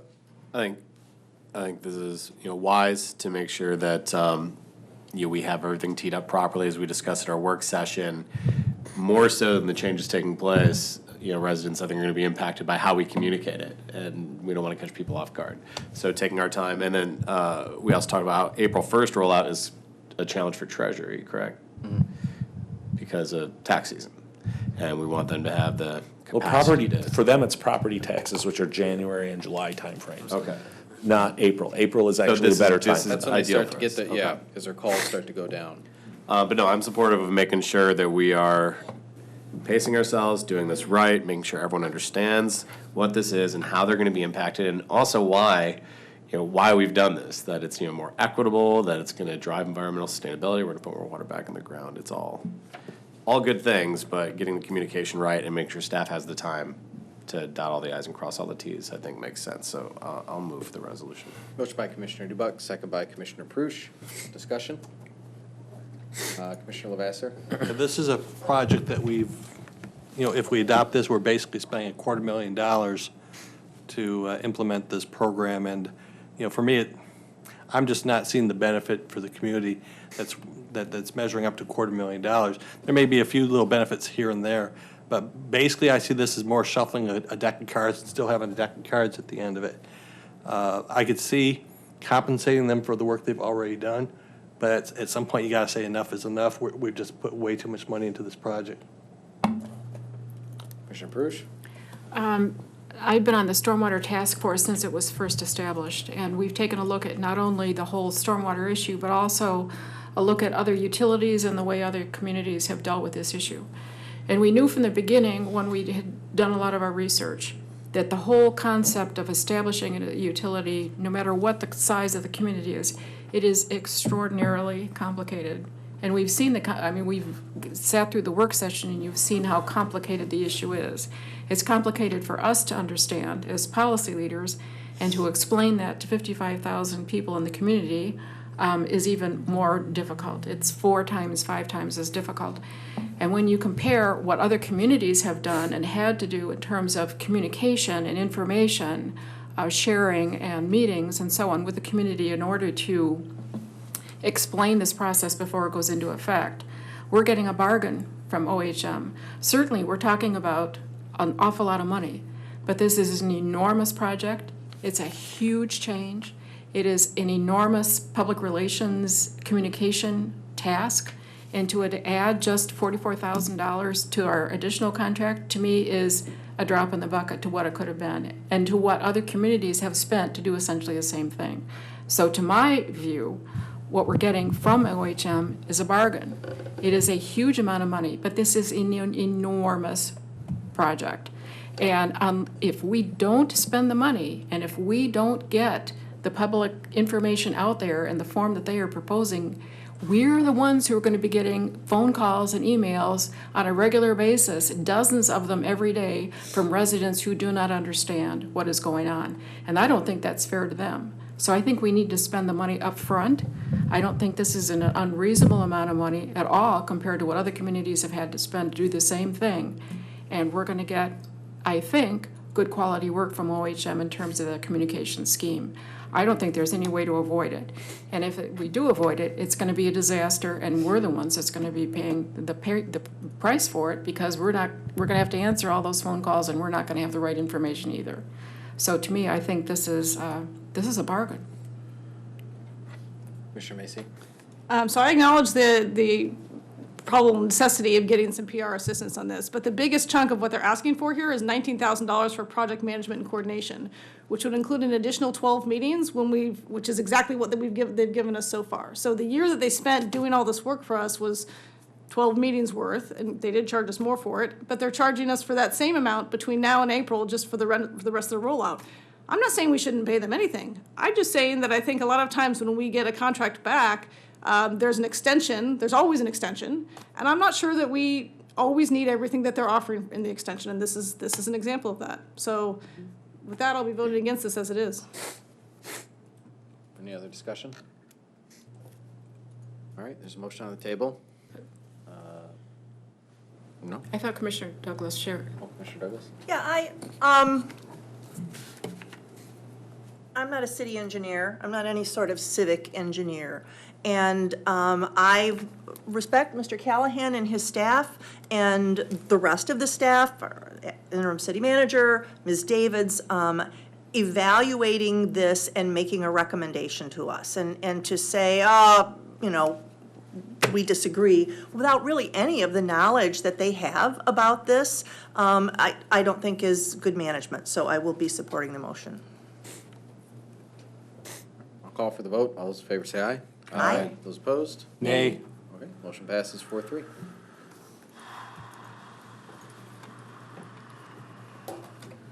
All right, this brings us to item number 12, Planning Commission recommendation, zoning ordinance amendments to allow permeable pavement, first reading.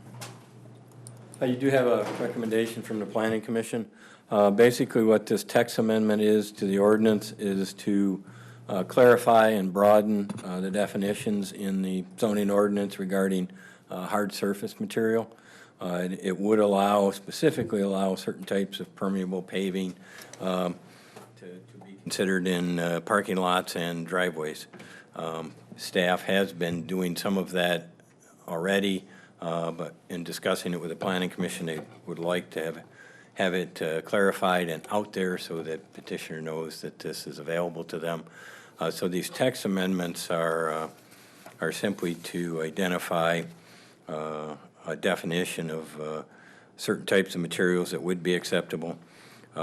We are specifically, and the Planning Commission is specifically recommending that loose aggregates of stone, gravel, and other unreinforced type materials not be included in that allowed activity or design for hard surface. Other than that, it would also allow ribbon-type driveways in residential 1- and 2-family settings, but not in any other type of setting. Again, it's a recommendation from the Planning Commission. It's first reading on the text amendment. If you pass it today, it would come back as a second reading in a future meeting. Questions from Mr. Twain?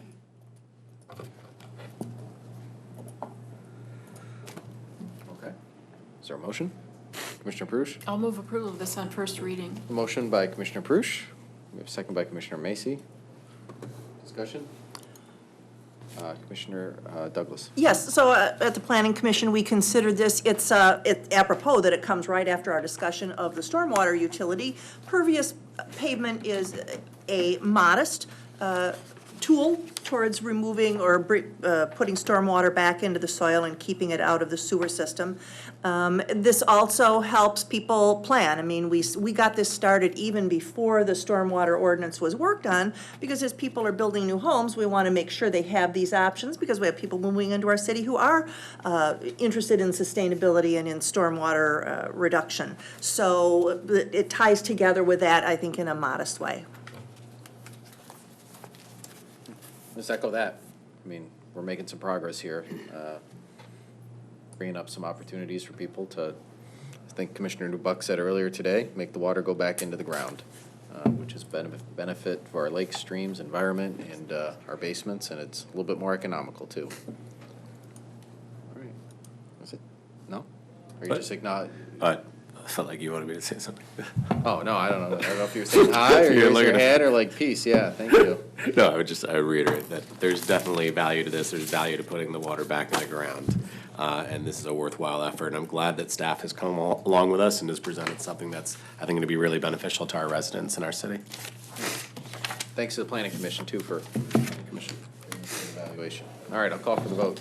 All those in favor say aye. Aye. Those opposed? Motion passes.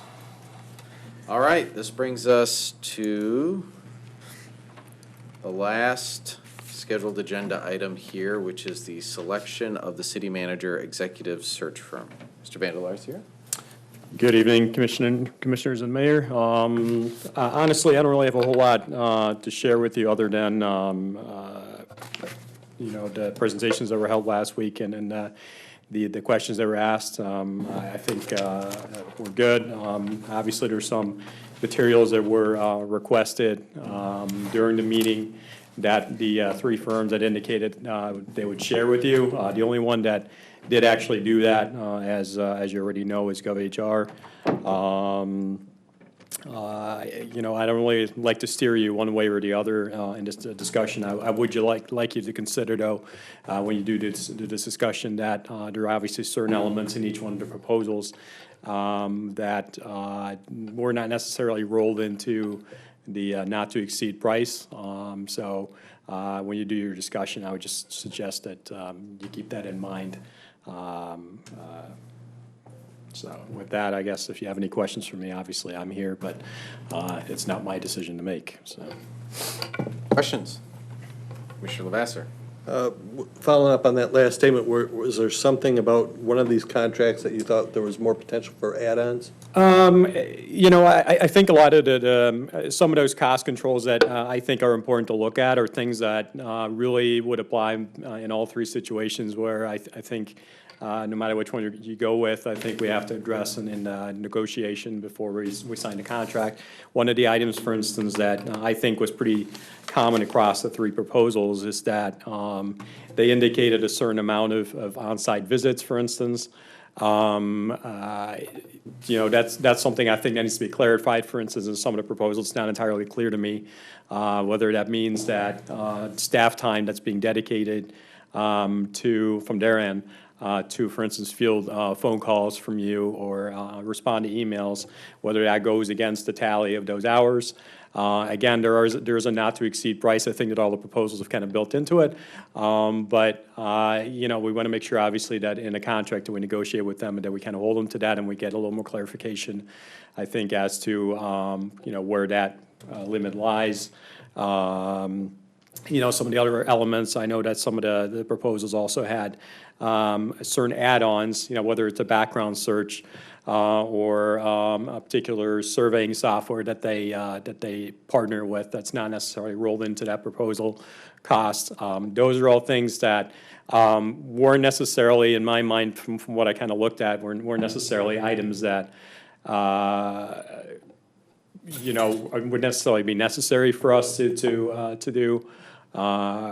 Or commit to, but I think it is, again, important that no matter which one you choose, that we make it very clear that the elements of the proposal that they've added on, that were not necessarily rolled into that entire cost, that not to exceed cost, that we have some clear expectations, I guess, from you as a commission as to what it is that you're looking for.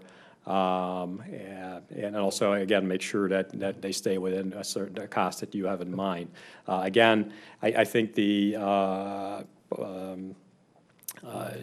of the most important items to me is making it very clear as to what the staff time is that's being dedicated by the individual firms, where exactly that limit is, and whether it's reasonable to expect based on the kind of things that you're looking to get out of the firm that you're going with. Whether that's reasonable or feasible. If one of them says, for instance, that we have 4 site visits included with the not to exceed price, based on everything else, based on everything that you'd like to do as a commission, whether it's reaching out to or sitting down with department heads, whether it's meeting with residents, those are all things, obviously, that will involve staff time on behalf of that individual company. So I just want to make sure that when we do sit down with them to negotiate a contract, that those are things that, we end up with no surprises in essence. Any other questions? All right, well, we got 3 choices in front of us. Who's going to start the bidding? Commissioner Paruch. I will make a motion that we contract with GovHR to be our search firm for our new city manager. A motion by Commissioner Paruch. I'll second that. Second by Commissioner Gibbs. All right. Discussion, Commissioner Paruch. I don't think we could go wrong with any one of these 3 firms. They're all talented, they all have great experience, they have great track records. All of the costs are well within the same ballpark. There was no outliers among any of them. So in terms of cost, they're very, very, very similar. And they're all extraordinarily talented, and we should appreciate the fact that they made proposals to us and are interested in our community. But I was impressed with GovHR's sense of the community. They are local, but they just seem to understand Royal Oak, and I think that that's an important component of this whole search process. I think they're committed to a good public engagement process, which I think is very important. Not only engagement to the public at large, but also to our employees internally, not just the upper echelon staff, so to speak. And they have an excellent track record. They have good references. They've had good experiences within our local community, and those people are happy with the results. So for those reasons, I think this is the choice that we should go with. Okay. Commissioner Lavasser? I'm going to echo Commissioner Paruch. I don't think we could go wrong with any of the three firms, but I was most impressed with the GovHR presentation, the communication skills that he had at those presentations. I thought was superior to the other two. That's going to be important to us because he's going to be our contact, our liaison, communicating with us, and having that good flow of information will help. Certainly that he has local connections here, has city manager experience right here within Oakland County, understands our community. I think that helps. I happened to run into a city council member from Troy recently, and I just threw it out. Hey, tell me about your experience with GovHR. Gave extremely high recommendations for them. Good. Anybody else? All right, I'll call for the vote. All those in favor say aye. Aye. Aye. Those opposed? Motion passes. All right, let's go HR. One Well, step forward. I do have, before we adjourn, I did have a question for the chief. If he was, nobody's here tonight to stick around and listen, but it seems like there's a lot of confusion as far as some of the animal shelter concerns related to an animal that passed away. I know you the department put out a press release. Can you kind of summarize that again for us and for anyone that may be watching? It's my understanding that the animal, Stanley, came to the shelter in April. Shortly after it arrived, they realized it had a terminal illness. It was a give up from a family member. We don't know if the person giving up was aware of that or not. The manager attempted to, after talking with the veterinarian, they came up with an avenue of how they're going to care for it. They looked for different kind of fostering or hospice, that kind of thing. But the dog is, there's a term you use, it's not aggressive, but it's not friendly with other dogs. So most of the places or people who are willing to take this dog in already have dogs, so there wasn't an option for that. The dog was well cared for. It was just taken care of at the shelter, and it passed from its illness last week or maybe a little earlier. I think it's important to note the animal shelter has not run well since I've been chief, and even before when I was deputy chief and I was in charge of it.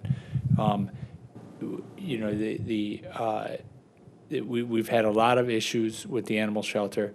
We hired a shelter manager. The deputy chief is very pleased with the work she's doing. Every decision she makes is okayed or signed off on by the deputy chief.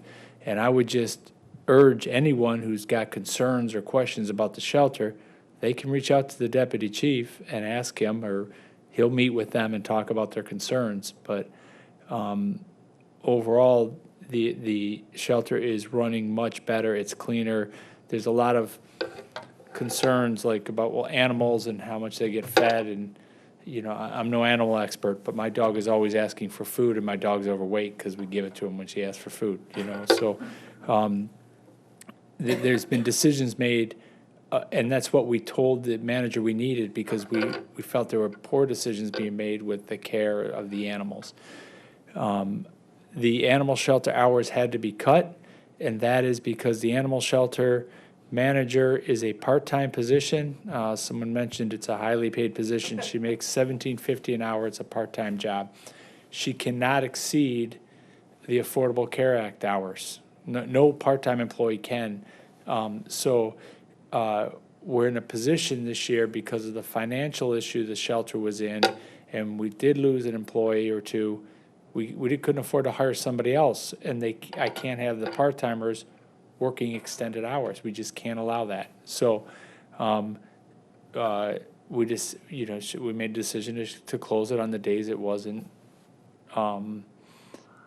as busy. So, the focus, our perspective is the focus needs to be on fundraising. We need to come up with a plan. The city commission, we put a Band-Aid on it for this year. No one's ever come to me. There was some talk about closing the shelter. No one's ever come to me and says we need to close the shelter. Someone did suggest moving it from out of the police department. I'm a big fan of that idea. Give it to the fire department or something, I don't know. But, you know, we want to keep the shelter open. That's why we hired a manager. That's why we're making these decisions. And I was told that no volunteer has been terminated or asked not to come back. There have been changes to how the volunteers, how they work. It is a city building. We took control over the keys because we found out we had no accountability for the keys and who had access to the building. So those are just some decisions that have been made that probably weren't popular. And like I said, I'd suggest if there's any questions, the deputy chief is very involved with it, and he's open to talk to anybody about those issues. We've heard rumors of fire hazards and collapsing roofs and all of this. Is there any fire hazard in the animal shelter? No, we have the, I think probably from the dryer. I think that we've had that cleaned and we've had it inspected. The building is not in great shape, and we know that like the driveway it's an old building. It's not in great shape, but it's, you know, there's not the money to invest. Some of the issues we've had over the years where there was a leak, and the previous deputy chief was pulling his hair out trying to figure out the leak. We actually had the fire department come and hose down it because they couldn't find the leak, and only when it stormed really, really hard would they able to find it. We had a contractor come out, and he says, "You got a few more years in this roof. There's no need to change it now." So we opted not to do it. So. But the animals, in your opinion, since it falls under your jurisdiction, they're well cared for, and the place is well managed. Adoptions are up. Yes. Okay. It is, just stepping into it, you can tell it's in better shape. It doesn't smell as bad. You don't have animals, you know, running loose, and it is being managed. Is what, you know, what I think where some of the problem is. We've got someone finally who understands what the role is, and you know, my experience over the years is you have volunteers who are very dedicated to animals, but they wouldn't necessarily make good managers. And you know, what we've done previously is, because this is not a well-paid job, we had volunteers who would then become employees, and that really probably wasn't the best decision because the mindset's a little bit different. So we're very pleased with how the current animal shelter manager is doing her job. And like we said, we need, the focus hopefully is on fundraising, and that's really what we really need to focus on. So. But the shelter is going to be fully viable. I mean, we're going to get the budget amendment, but we're going to fill the gap. You came up with some numbers. We're going to get the real numbers. So the animal shelter will be around. We have a new manager in there. That manager is qualified, from what I understand, to do the job. Yes. Interviewed, hired. Yes. Police department hired the individual, not yes. former mayors or city commissions. Correct. This was a police department decision based on qualifications. Yes. And, you know, I can tell you firsthand, walking in there, it is night and day difference in the last year or two. I mean, it is, I hadn't been in there in a while, and, you know, when we adopted our dog, I mean, like you said, it was clean, it was organized, the animals were well cared for. You know, it was a tremendous difference. So you can see the impact having a manager has on the welfare of the animals. It's just, it's confusing to me sometimes when I hear things that are completely opposite of the truth. And I think it's important that we always take a moment to vet these things and make sure that people that are actually running the shelter, i.e. the police department, you know, their opinions heard as well. So I appreciate you taking the time to update us on this. Commissioner Douglas? So while the hours that they are open to the public for our prospective adopters is decreased, there are still people at the shelter during the workday, right? Yes. Yes. Yes. I mean, I've seen social media speculation that, I don't know, no one's there from Saturday till Wednesday. No, absolutely not. We're not throwing a bag of food in there and saying, hey, animals. Absolutely not. Yeah. Correct. Thank you. Yeah. Commissioner Paruch. This might be a really big ask, but is there any way that you could put out a summation of essentially what you just said on social media through Judy Davids? Yet again, reiterating what you have said on multiple occasions before, saying things are okay, we hired a good person, she's doing a good job.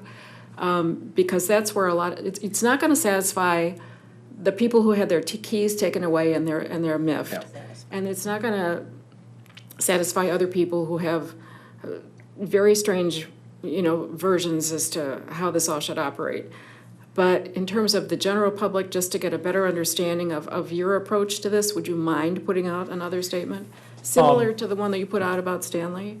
Yeah, I mean, I don't, maybe it's probably one of my faults. I don't do social media at all. I just, and so with that, I just included Judy and let her decide. But yes, I will ask Judy to do it for us. How about Yes, that? yeah. So- Well, But as she's far as gone I- for a week, so it wouldn't be till next week. But I just, my concern is, once you go down that social media rabbit hole, there's people, it doesn't matter. And- Oh, yeah. and, Oh, yeah, we're never gonna answer. But I mean, we had a lot of volunteers and a lot of people who, if they got concerns, I would strongly suggest they go and actually talk to the deputy chief and he can explain what they're doing, because he's really the person who's got the most, firsthand knowledge of it, so. Right.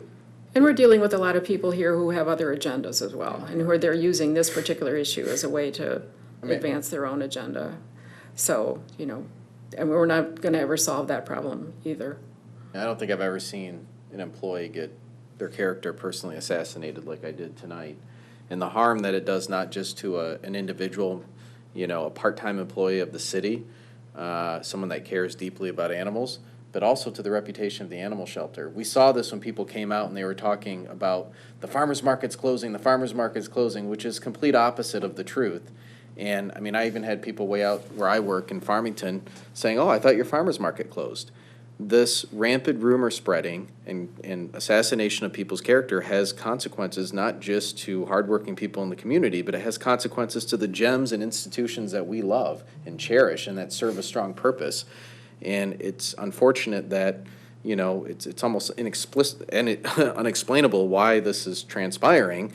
But I do think from time to time, getting the word out, like Commissioner Paruch said, to set the record straight. Unfortunately, we have to do that. This is the times that we live in. And, there are no sacred, safe havens for, working people. Everybody's a target, and it's unfortunate. And I think that we have to make sure that we take care of our employees, that take care of the business for the city. It doesn't matter if that person's a firefighter, police officer, part-time parking attendant, or part-time animal shelter manager. I think, when things like this, these fabricated rumors continue to spread, to me, yes, I take our job seriously as far as being the supervisory board of 308 employees in the city and making sure that they feel comfortable working. But we also have to, protect the institutions that play a critical role in this community, like the animal shelter. And I fear, we talk about fundraising, we talk about all these, I mean, people are going to say, oh, the animal shelter's closing, it's bad managed, all of this. Do you think people are going to contribute money? No. I mean, I can't fathom how people would come out here and try to destroy something that is, doing exceptionally better than it had been done in the past. So I think we need to make sure that record gets set straight, because I want to see people contribute. I want to see people cherish and love the animal shelter like we have for years. And I think whatever's going on right now, I think is unfortunate, but, getting the word out there would be appropriate, so. Commissioner Lavasser. Yeah, there's absolutely no question that there's a lot of love for the animal shelter in our community.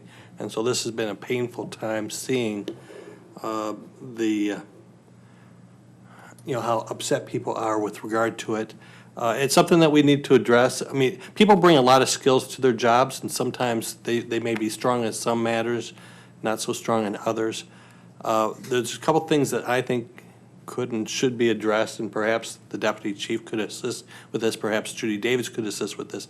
Number one, your volunteers have to know that they're valued. They have to be valued, they have to know that they're valued.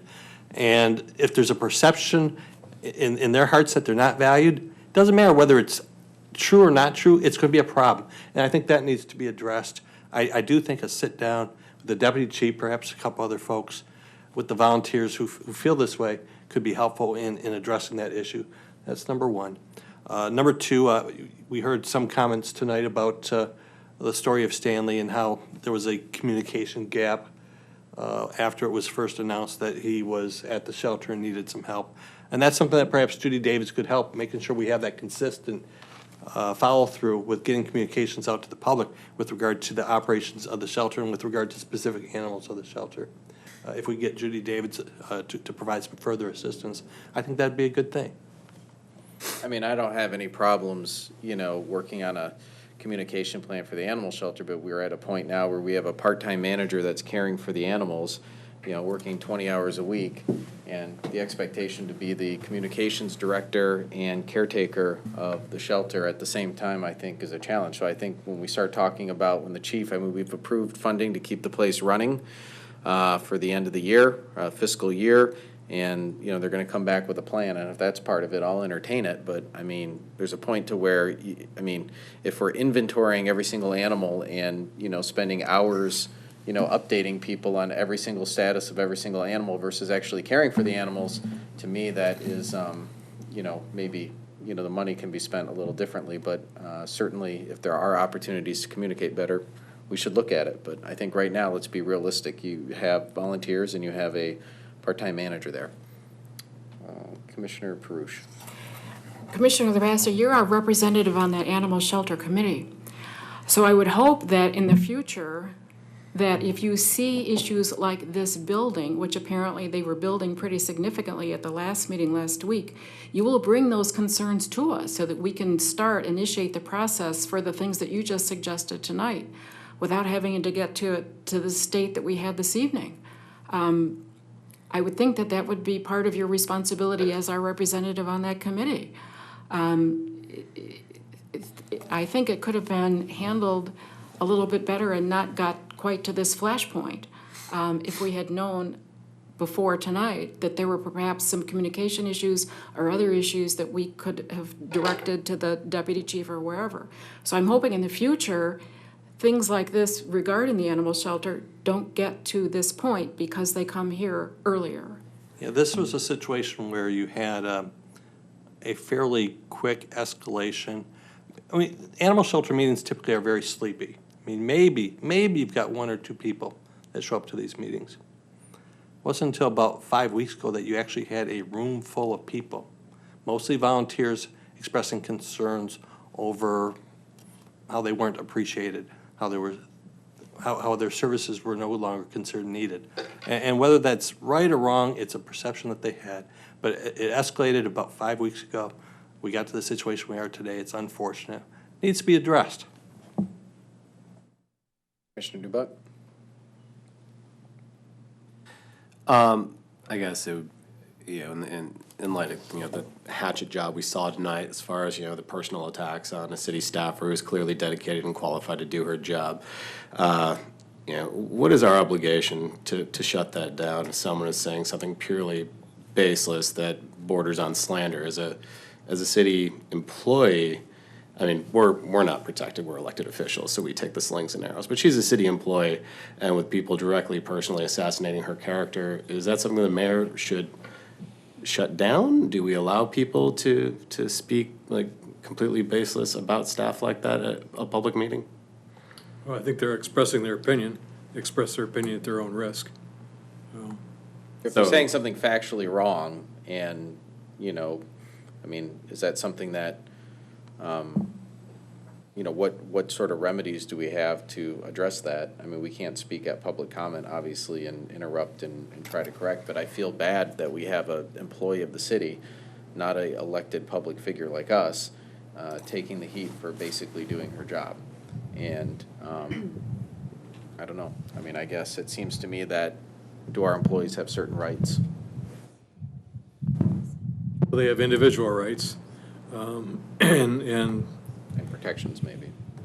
Well, and to be candid, to a certain extent, you take a job working for a community, that's you expect that you're going to be criticized. People are unhappy with me all the time. So. Have you been reading my email? Just kidding. I block you. So. But you're right. I mean, I don't think you want to turn public comment into counterpoint. Yeah. I don't think that's productive either. But I think probably the way to handle it is the way you're talking about handling tonight.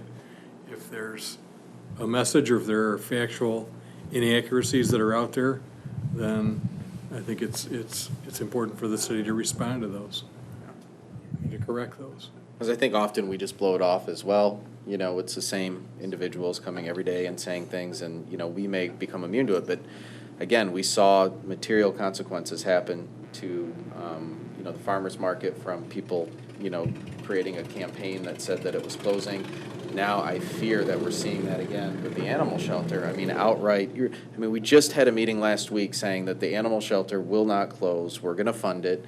We're coming up with different ideas. The structure that was put in place back in '03 is not a sustainable one, but it takes time to figure it out. And yet, in direct conflict from a vote that's binding, that directs staff to do these things, we're seeing things that are different. And it's, you know, I feel like we act, but maybe we need to, you know, just make sure that the facts are, you know, rebut some of the things that seem to be organized. And, I mean, it is election season. We understand that. And we don't want to get into any sort of elective political debates at the table. But at the same time, some things have to be addressed so we don't lose the institutions that we love and embrace so much. So, but I think we can start with the communication. Sorry to interrupt, or the employees that are doing a good job, Yeah. because there's only so much most of them will take. Who's going to take that job again if that, you know, manager quits or, you know, retires or whatever the case might be? I mean, you know, it's hard enough finding cops right now. It's hard enough finding school teachers. I mean, we try to villainize every single public employee because we don't like a decision or we don't like change. You know, we're going to be a community without any servants to help administrate, you know, basic, you know, city needs. I don't know. Commissioner Gibbs? In my humble opinion, I think about the only thing you could do would be to scour Facebook and do it that way, because probably at least 75% of the people that were in attendance tonight have Facebook. I have voluntarily avoided Facebook at least for 3 or 4 day periods because there's a lot of half-truths out there. I don't care who they're directed at. I can read them and see it, and I know it. It's, you know, the only thing, I think the only thing you can do, and I see it more on Facebook than I see it on Twitter, which I avoid now too, or other social media things. I see less of it on Nextdoor, but Facebook is a... Well, the challenge too I see is like, I'm not on Facebook like you. It's difficult to govern and then have to scour and look for people's questions when, you know, I don't believe I saw a singular email or communication or telephone call from anybody that came up here and asked a bunch of questions, which gives me even graver concern because is it even something that you can, like, I mean, you answer the questions like, no, there's no fire hazard. No, the dogs and cats, they are being well trained for. No, the commission didn't hire the qualified, you know, manager. The police department, you know, made that decision based on very strong credentials for a part-time position. And it's like, I don't know. I mean, even if you answer the questions, is it going to go anywhere? Because nobody has asked me those questions. Nobody, I don't know, anyone here get any emails or questions? Phone call, not an email. Yeah, so, you know, it's like, it's almost a losing proposition sometimes. In an uphill battle, but I do think I was actually dismayed tonight seeing that so many people felt it necessary to spread innuendo, rumors, accusations, and assassinate the character of a hardworking person in the city. And I guess it's 11:30 at night. We all have jobs tomorrow. I'm a little frustrated, but I think if we get a communication out there and, you know, if there's suggestions that anyone wants to give, Randy gave some, you know, let's,